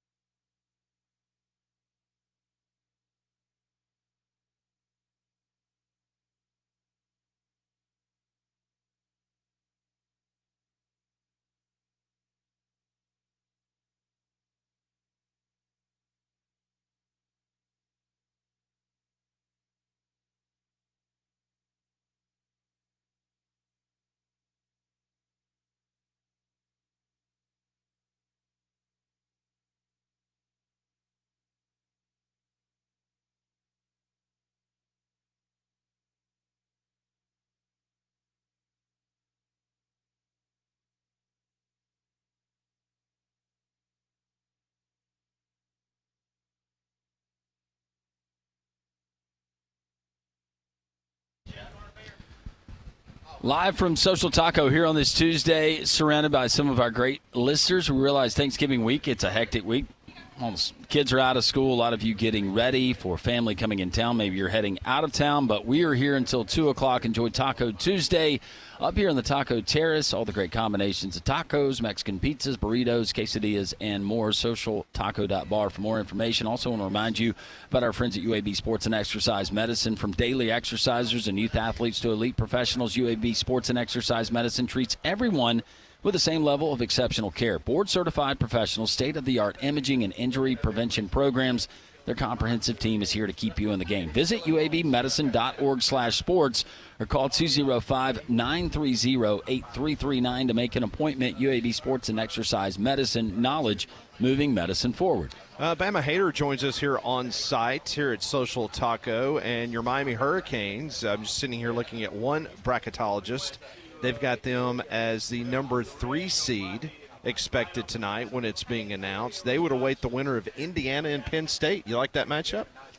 Man, I take my team versus anybody because we got the number 1 offense in the country, so we're not fearing anybody. I just got to get my defense to play in desperation mode when the game starts instead of waiting to desperation mode. So there's no question that the offense has been outstanding this year for Miami. If there is a team in particular that would give Miami some fits, do you think SMU could do it in regards to the ACC championship, or who else in that bracket would potentially give Miami a problem? I think SMU. I definitely think it's Oregon with the mobile quarterback. The guy from Boise State, if they make it. I don't know if they can get in now, but you think Genty would potentially be a problem? Yeah, because like I said, we always start playing defense when it's in desperation time instead of the beginning of the game. It makes no sense, man. We could compete with anybody, but the defense just has to step up. Who disappointed you, and we'll stay away from Alabama, Oklahoma, but who disappointed you the most last weekend? And you can go, we'll keep that game outside of Norman. We can talk about it, but who was it for you? Was it Indiana versus Ohio State? Was it Ole Miss down in the swamp? No, it was I guess I can say it kind of quiet, but it was Texas A&M. I thought they would take care of Auburn. They screwed my parlay up. There it is. Yeah, but hey, man, speaking of parlays, man, I had a guy at work. I think it's Bovada or something like that. Bovada, yeah. Man, this guy missed one team out of 15. And he for a 15-team parlay? He would have won $146,000 on a $20. Which was it, the Texas A&M game? I don't remember what team it was. All I know it was one team, but he's still sick today. Wow. I would be too. Not that you're surprised, I mean, because you have been obviously very outspoken about this Alabama football team. Do you think they can right the ship against Auburn coming up this weekend? Or do you think Auburn's the hot team? From what I'm hearing, Auburn has a better defense than Oklahoma. And if Hugh Freeze, that I don't have much trust in, if he can load the box and spy Miro, and somehow they can bump Ryan Williams off the line of scrimmage, they have a chance. They definitely have to run the ball because I don't know, what they have in Thorne as far as passing, but if they run the ball and stack the box, I think they got a chance to beat Alabama. Bama Hader hanging out with us, and you can come and hang out here at Social Taco here on this Taco Tuesday as we discuss college football and the topsy-turvy nature that it has been. So coming up tonight with the college football playoff rankings, what do you think that we will get from the committee? I'm thinking more of the same. The teams that lost, the teams below them will move up a spot or two. But I want to talk about this Alabama and Oklahoma game. I want to talk about the scenario for getting Bama in. Okay. South Carolina beats Clemson. Syracuse beats Miami. SMU wins the ACC championship. That would leave the ACC with one team, SMU, with fewer than 3 losses. That's one pathway for Alabama, but Alabama would have to beat Auburn. I mean, but Pat, let me lead up to tonight. Because I keep bringing up the scenario, and I like to talk about the body of work because I got a friend of mine. He always wants to talk about the body of work. You can't lose early, or you can lose early, but you can't lose late. I told him, I said, man, Bama lost early, they lost in the middle, they just lost late. They not only lost 3 times ranked in the top 10, which should be a flag to the committee, in my opinion. You can't lose 3 times while ranked in the top 10, along with the struggles. So why should Alabama be considered a playoff team or ranked close to 12, 13, or 14 at this point? What have they proven other than being average? Do you hear anybody arguing with you? No, I'm just trying to get a discussion going. Well, honestly, there's no discussion to have because everything you just said is 100% accurate. It's really hard to defend a team that just lost 24-3. But Pat, let me ask you something because you said this a few weeks ago, and I want to know if it's still true today. No 3-loss team should be in the playoffs. Now, those words came out of your mouth sitting right next to me. Are you still sticking to that? Yes. And the only way a 3-loss team should get in if it's Texas A&M and they're the SEC champion, correct? Correct. No other 3-loss team. Correct. Based on this year's resumes, I agree with that. Right, because even if it's Miami, you do not deserve to be in the playoff as a 3-loss team because, first of all, those 2 words that they like to use all the time, most deserving and the best. You can't be the best if you have 3 losses, and you don't deserve it if you have 3 losses. Those 2 words, you can't be a playoff team with 3 losses unless politics get involved once again. But here's the thing. Every year is different. Like, just to give a blanket statement of a 3-loss team should not be in the playoff, that if I'm in the committee room, it is based solely on every school, who they played. Did they lose on a fluke Hail Mary at the end of the game? Did Miami get a bogus call at the end of the Virginia Tech game to win that game? You know, there's all sorts of things that go into the grand tapestry of a season. You can't just say if some teams got 3 losses, they can't play. Well, and something I've been guilty of, and I hope the committee is not, and I think we as college football fans, as we kind of get accustomed to a 12-team playoff, is thinking about a team and valuing a team based on their ceiling in either what potentially you think that they could do or seeing them at their best, a la Alabama dominating there in Baton Rouge against LSU, or Alabama in the first half against Georgia hanging on to win, a Georgia team, what they were able to do in Austin, Texas earlier in the season, or if you want to say even Ole Miss. And prior to last week, Ole Miss, in my opinion, was playing some of the best football anywhere in the country. What they did with Arkansas and then taking care of business and doing what I didn't think they could do at home against Georgia. But we can't do that. And we do have to base it, to your point, on resume. And that's why I said 2 weeks ago, you're not going to get a pitchfork and a lit torch from me, even if it is a team from the SEC, in defending a team that has 3 losses. I'm just not there yet. But see, here's where I am. Because we always get these comparison of this team played that team that way. We played this team better than you played that team, because I can go back to the comparison of Alabama and Miami both playing South Florida. You can't jump up and down about beating Georgia when you lost to Vanderbilt, and the team that beat Vanderbilt is Georgia State. So you're telling me that Alabama is a worse team than Georgia State?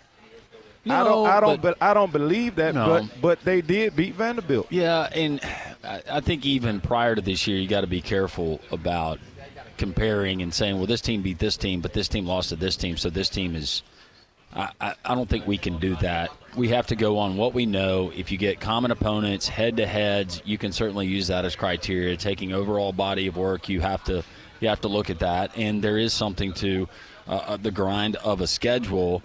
And unfortunately for some teams, and there will be a team that will get left out, it will be an inherent bias, and it could be a subconscious bias based on what a team has done even in the last couple of years or historically what that brand has meant to college football, and they might get the benefit of the doubt. But let me give you guys, I like to have fun with you guys. Man. Yeah. It's not personal with me. I'm just having fun. We don't take it personally. Oh, man, what? Look at Pat looking at me. Listen, man, let me tell you Pat something. does. This is how I feel about it. at the end of the day, it's all about money. Mm-hmm. And, as the song goes, and the damn thing funny, blah, blah, blah. Look, man, when we get down to the end, you're going to hear this. This team, where there's 2-3 losses, they're better than a one-loss team from another conference. And it's all based on that team with the most losses. They're going to bring the most fans. They're going to bring the most money. Somebody's going to be pissed off at the end of the day. All right, we're short on time, but I want to read you something. And this is not me. This is Heather Dinich. She was on the Pat McAfee show just a moment ago. She said the following: if Georgia loses in the SEC championship, I still think they're in the playoff with 3 losses. If by some miracle Texas A&M wins the SEC, they would be in as a 3-loss champion. If Notre Dame gets upset by USC, then Alabama is back in the conversation for the CFP.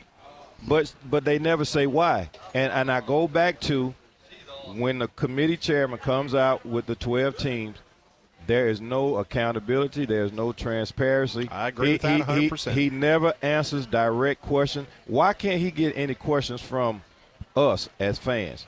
But before I go, man, because I got to go referee at Vestavia today, I want to have a little fun with you guys. And I just want you to listen. I'm going to ask a question, but you don't have to answer.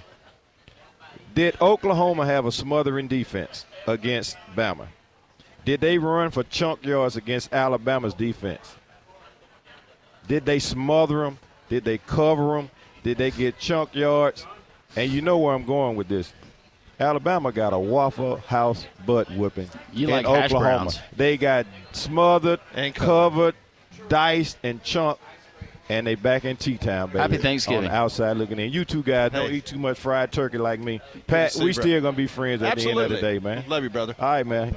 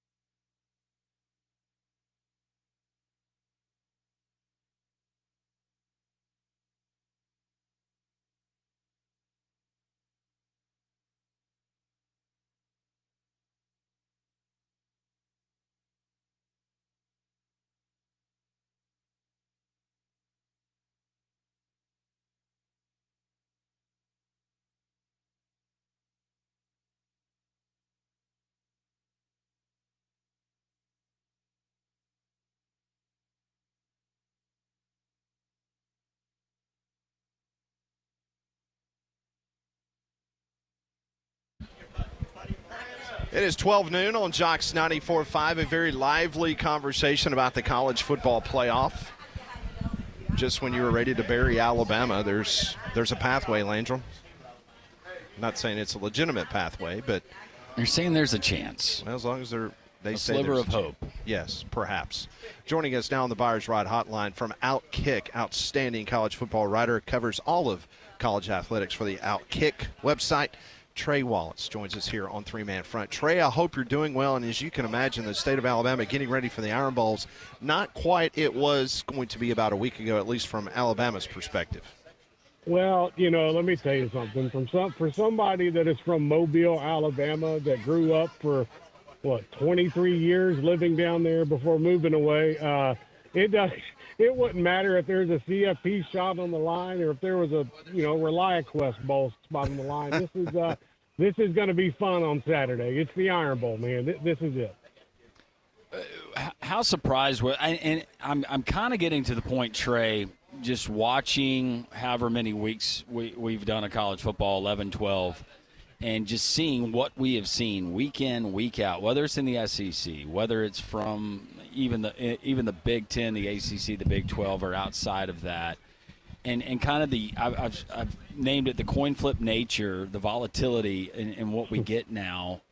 It's hard to fathom. How surprised were you of not only the result but what we got from Alabama in Norman, Oklahoma last Saturday night? I mean, I was stunned. I mean, I thought this was a game where Oklahoma's defense and Danny Stutzman would keep them around for a little bit. I did. I thought maybe Alabama would pull away in the second half from this one and using Jalen Milroe's legs and, maybe hitting Ryan Williams a couple times downfield and opening it up. But they never really they just never got going. And that was the thing that surprised me the most is you look at what Jalen Milroe couldn't accomplish on the ground rushing the football. And then you look at what Oklahoma did in the secondary. And then, the turnovers, the interceptions from Jalen Milroe and, throwing the ball to the right side so many times as well. I mean, Oklahoma had that defended. They knew what Jalen Milroe was going to do. And I think, the most interesting part was, pretty much the lateral, I'm going to call it, for the interception. And then you throw the pick six. And then you're in a situation where Alabama's trying to dig themselves out of a hole. And I just found that to me to be amazing that they put themselves in that spot because this was an opportunity. Okay, you go to Oklahoma, win that football game against a Sooners team that has not been scoring a lot of points. And then all of a sudden, okay, you're going to play Auburn, and then, okay, we go from there. But you win these two games, I think you're in the CFP. And then for Alabama to go out there and play the way that they did, I mean, look, the defense can only do so much when you're giving the Oklahoma offense, that much room. I mean, they had one drive inside the 20-yard line, another pick six, so that's 14 points immediately. I'm just stunned that Alabama came out that flat, didn't look like they have much of a game plan on offense, and it's not as if Oklahoma did something spectacular in the passing game. They just ran the football. And to me, the Alabama defensive line, not being able to stop the gaps, not being able to get to the outside, it was very surprising, this letdown game that they had. And I think, the final score, the indication of that part is, maybe we didn't know everything about this Alabama squad. And maybe this whole season, and I could say this for a lot of teams, but maybe this whole season has been a little bit of fool's gold. And Alabama's hit a couple of things. And I think what you saw on Saturday night in Norman, was just an Oklahoma offense that came out ready to run the football. But then you look at it, too. They caused so many problems for Jalen Milroe. He couldn't get himself out of that situation. Trey Wallace joins us from Outkick, talking a little bit about, of course, the Iron Bowl coming up in college football playoff. I'll get your thoughts on the rankings in a minute, but I want to go back to a question that we've asked our listeners this morning. Which coach has done less with more this season in the SEC? And we gave them two options. It was either Lane Kiffin or Kalen DeBoer. If you feel free, you can expand on that question if you would like. Lane Kiffin or DeBoer, which has done less with more this season? I think Lane Kiffin's in a spot where he has a hard time justifying this season because of how much money they went and spent in the transfer portal, what they did along the defensive line, what they did to go out and get Juice Wells from South Carolina and paying him a good amount of money for him to pretty much not play much this season. I have a hard time going with that one because I look at what Kalen DeBoer had. Okay, and I think this is probably the most talented Alabama roster from top to bottom, that we've seen in a little bit of time in Tuscaloosa. But at the same output, I look at Lane Kiffin, and I just think that was a massive cluster on his part. And for them to go down there and give Florida life and to have them in that football game in the way that you saw, everything fell apart when Trey Harris left the game on Saturday for Ole Miss's offense. And if that's the case, how do you get to that point where you're just relying on one receiver to get the job done? I just think, overall, I would have to go with Kiffin. I know folks in Alabama are upset with what's going on in Tuscaloosa right now. I think that there are ways Alabama's going to get better in the future. I think that the defense needs to shore up a few spots, and we'll see what Jalen Milroe, ultimately decides to do. But right now, I got to go with Kiffin. I just don't feel that Kiffin, he's going to look back on this quote-unquote last dance, and he's going to have a lot of regret, because if there was an opportunity to win a national championship in Oxford, it was going to be this season. I don't know how you replicate that next year. Trey Wallace, National College sports writer, videographer there, Outkick, and also Fox, very talented at what he does, and joining us, as all of our guests do, on the Buyers Right Insurance Hotline. Trey, we get the rankings tonight as far as the college football playoff. We've been discussing it, a potential, a 3-loss Alabama as it stands right now, and then you look at a potential team that plays in their conference championship, maybe loses a close one and picks up that third loss. Are those created equal? Have you drawn the line saying that we don't need a 3-loss team in the college football playoff? Where are you on that and some of the scenarios that could play out? I think from an SEC standpoint, look, Saturday night is going to be massive in College Station. I don't think I can sell that enough, just that rivalry in general. But the outcome of that one is going to be very intriguing because, okay, you get a Texas A&M squad that potentially beats Texas, goes to an SEC championship. Let's just say they get beat up by Georgia. You're telling me you're going to put Texas A&M into the playoffs, where in a span of 3 weeks they lost on the road at Auburn in 4 overtimes? I find that very, very hard to believe the CFP committee would do that. Now, on the flip side of that, if Texas A&M were to somehow win the SEC championship and beat Georgia, who has not looked like world beaters this year, let's all be honest with each other, this is not the same Georgia team that we've seen in the past.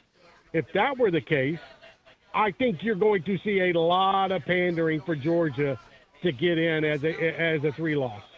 And I think, maybe it makes sense. I look at the wins that they have. You'd have a win over Texas. You would have a win over Tennessee, who's going to be in the playoffs if they beat Vanderbilt this weekend. So I think that's where the scenario gets a little bit tricky when it comes to the SEC. I think overall, looking at, the Big 12, in my opinion, they're going to get one spot in. This 9-team tiebreaker is such an absolute cluster that I don't know how to wrap my head around. You look at the ACC. The ACC has an opportunity to get 2 teams in. If SMU, were to beat Miami in a close game, and you see a couple of other chips fall behind them, I think that's where it gets interesting, because the Big Ten, to me, and I'm not one of those guys that wants to come out and say, the Big Ten's overrated and whatnot, but I have a lot of problems with the Big Ten in their scheduling. Penn State, who was their biggest win this year against? Washington? Okay. Yeah. Who's Indiana's biggest win against this year?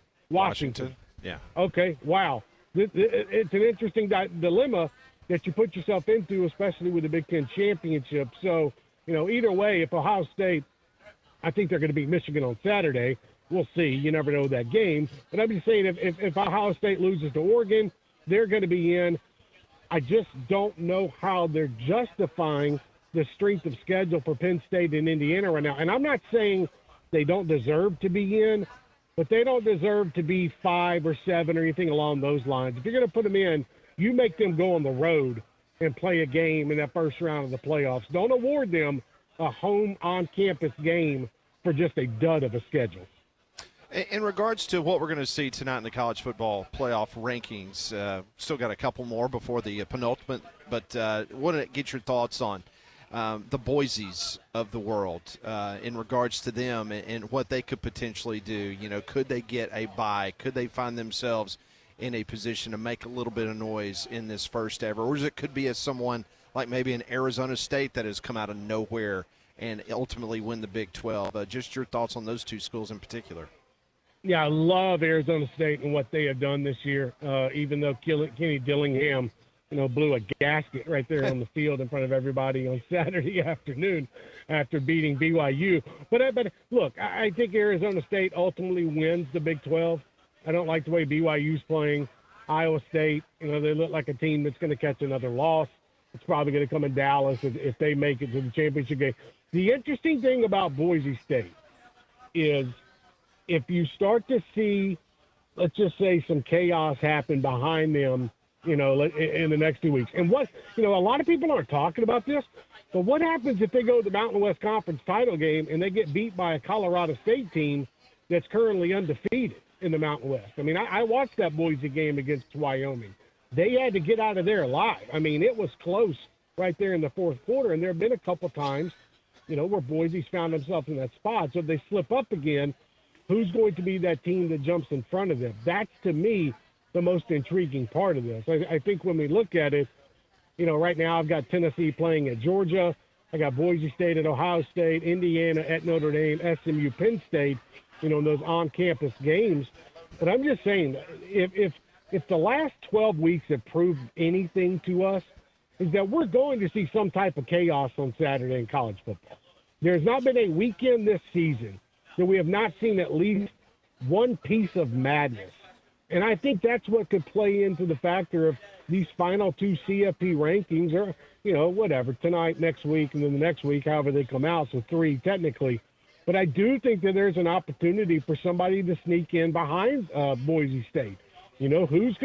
Whoever comes out tonight ranked 13th to 15th, I think is going to be very key because there are opportunities for them to get in. Is that an Ole Miss squad? Is that an Alabama team? That's where it's going to be fascinating is how much respect do they give to the SEC, for Ole Miss going on the road, losing at Florida, not a good loss.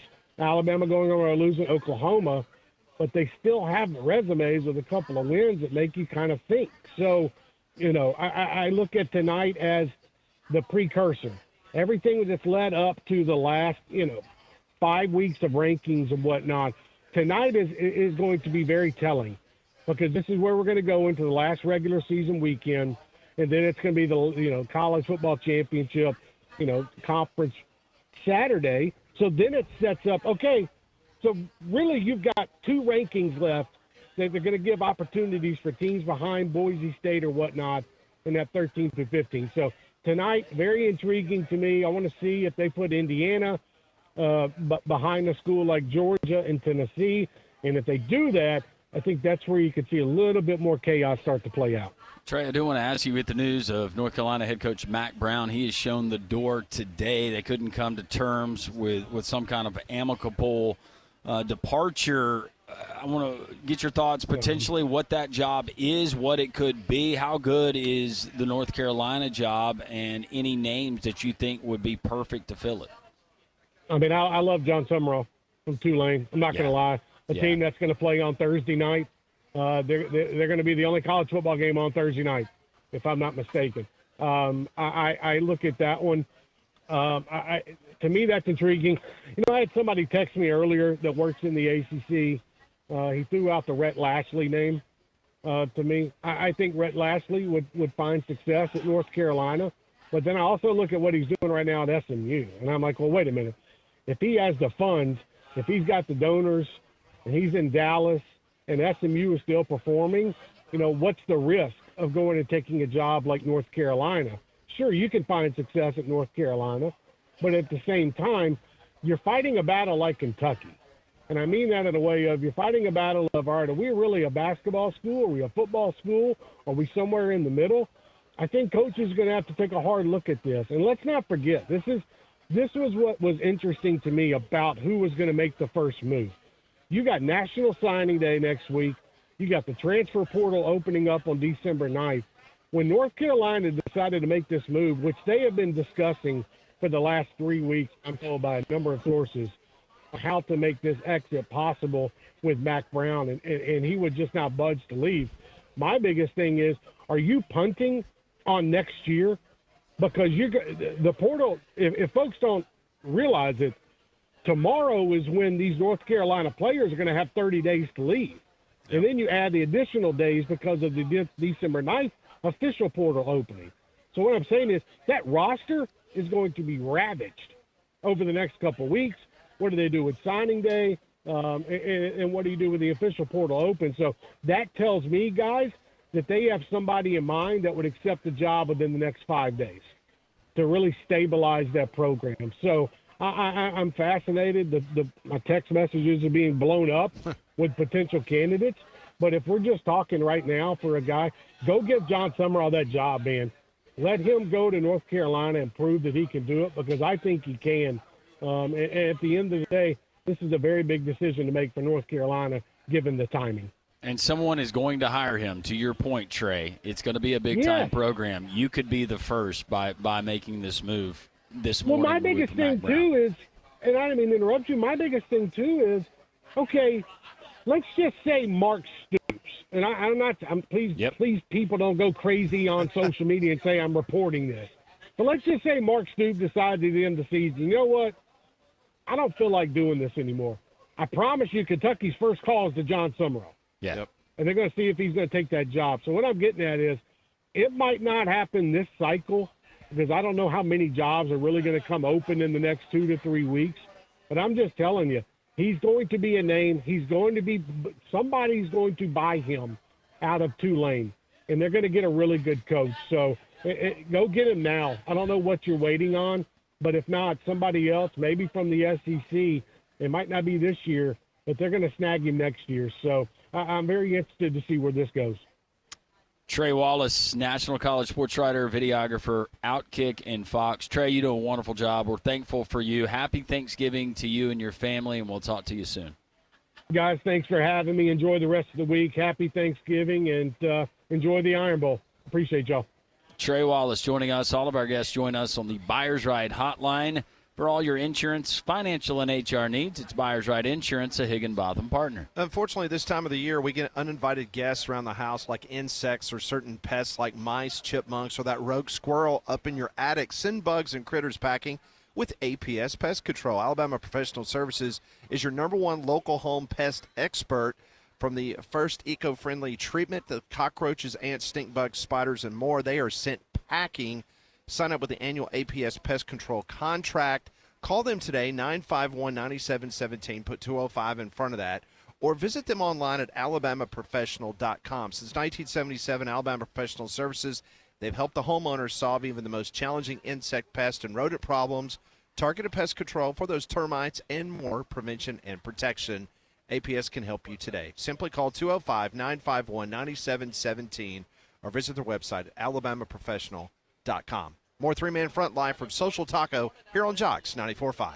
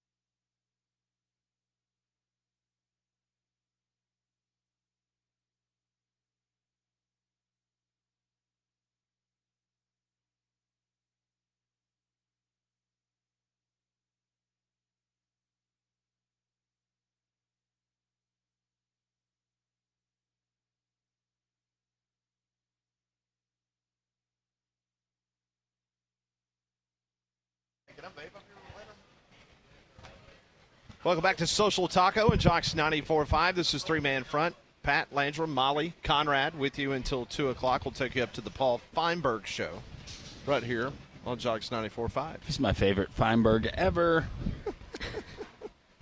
Well, if you're headed down to the Iron Bowl this weekend, you need to check out the Pants Store because they are your one-stop shop for all things game day. They have a large variety of game day tops, shorts, skirts, rompers, dresses, and so much more. They also have a game day outfit for every team, whether you cheer for Alabama or Auburn. Plus, it might be chilly this weekend, so they have plenty of layers for you. And don't forget, if you're going to the stadium, you're going to want to get a clear bag. Makes security so much easier. So shop online at pantstore.com or in store at one of their 6 locations in Alabama.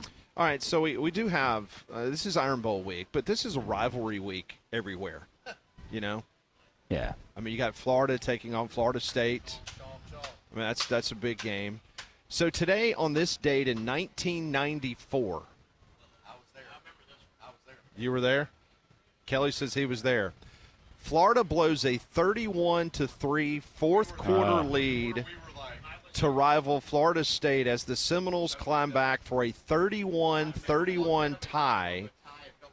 The game became known as the choke at Doak.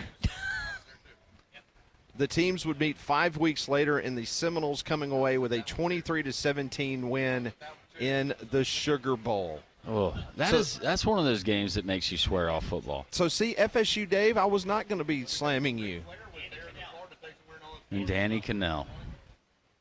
Danny Cannell was being slammed on social media last night. Did you see that? Well, I didn't realize that Chipper Jones. Yeah, Chipper Jones went at him. Yeah, Chipper Jones is not a Larry Jones is not a fan of Danny Cannell, apparently.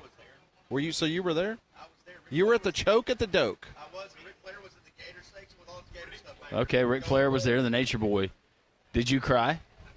No, but I've never felt like we've lost worse than I did walking out of that stadium. Okay. Those are the ones that hurt. That goes back to the question, would you rather your team get blown out or lose a heartbreaker, especially like that where you're up 31-3? That was my question. Yeah. It was a great question. Thank you. So, see, Dave, I'm not always throwing barbs at you. I'm giving you a little love there. You've had 11 weeks of barbs. We have run out of barbs for FSU, Dave. It's Thanksgiving. Do you remember that game, PG? 1994? PG definitely cried. Yeah. The choke at Doak. To your point, we get rivalry games and we get all kinds of crazy outcomes. Yes, all the time. How many do we get this weekend? Well, you know, it's interesting because Trey Matthews brought this up, and I ran across this stat, and this is staggering. How crazy has this season been in college football? Well, I'm about to tell you. The number of unranked teams to beat a ranked team each Saturday. Let's just take the month of November, okay? The first Saturday in November, there were 5 unranked teams to beat a ranked team. In week 2 of November, which was November 9th, 3 teams that were unranked beat ranked teams. Then on November 16th, there was 5 unranked teams.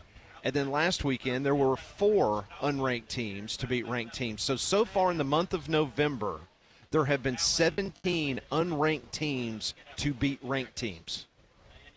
17 in the month of November. So if you think we're done with the craziness. We're watering down the regular season, Pat. I mean, I'm telling you, Trey Wallace hit the nail on the head when he said that, because 17 unranked upsets this month of November alone, and I don't think we're done. No. Well, and think about some of the ones that have potential to do it. This is the year, though, where you could always say, all right, it's a rivalry game. You never know in that game.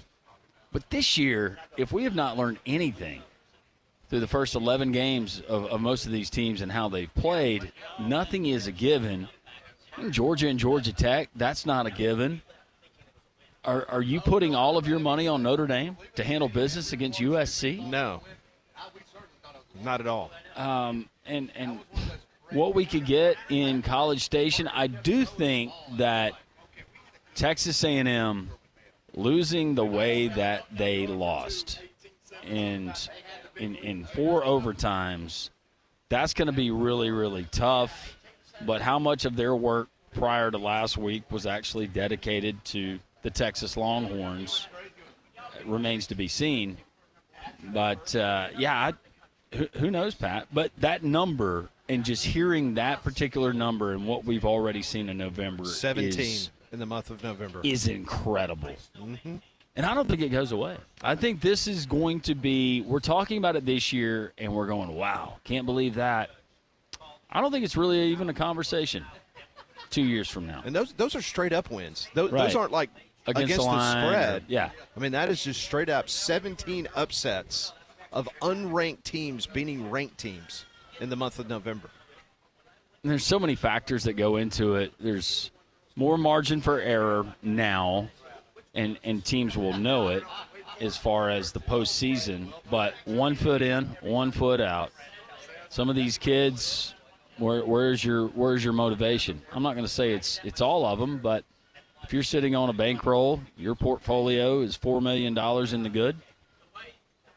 How invested are you in this particular week? I mean, think about this. I mean, let's just take the South Carolina-Clemson game. Nobody's playing better in the SEC than South Carolina has. No. Of the last month. Then all of a sudden you've got Clemson fighting for their ACC life right now. I mean, there's still a pathway for Clemson to get into the ACC championship game, but obviously Syracuse has got to pull an upset this weekend. But I think everybody's going to be taking South Carolina over Clemson this weekend.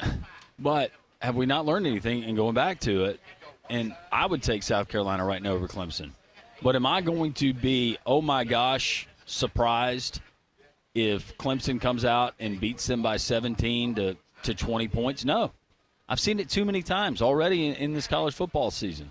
And you mentioned what potentially Clemson has to play for, and South Carolina feeling good about itself. By the way, Shane Beamer, shout out to him for donating money to send the marching band to the Macy's Thanksgiving Day Parade. Thought that was really big of him. That is. I said something positive about it. South Carolina's won 5 games. He's a lot more likable when they're winning games. But think about this. So Sellers, since the Alabama game, okay, since they lost to Alabama in Tuscaloosa, South Carolina is 5-0. He has thrown 68% completions compared to 62%. He has thrown for 13 touchdowns and 2 interceptions since the Alabama game.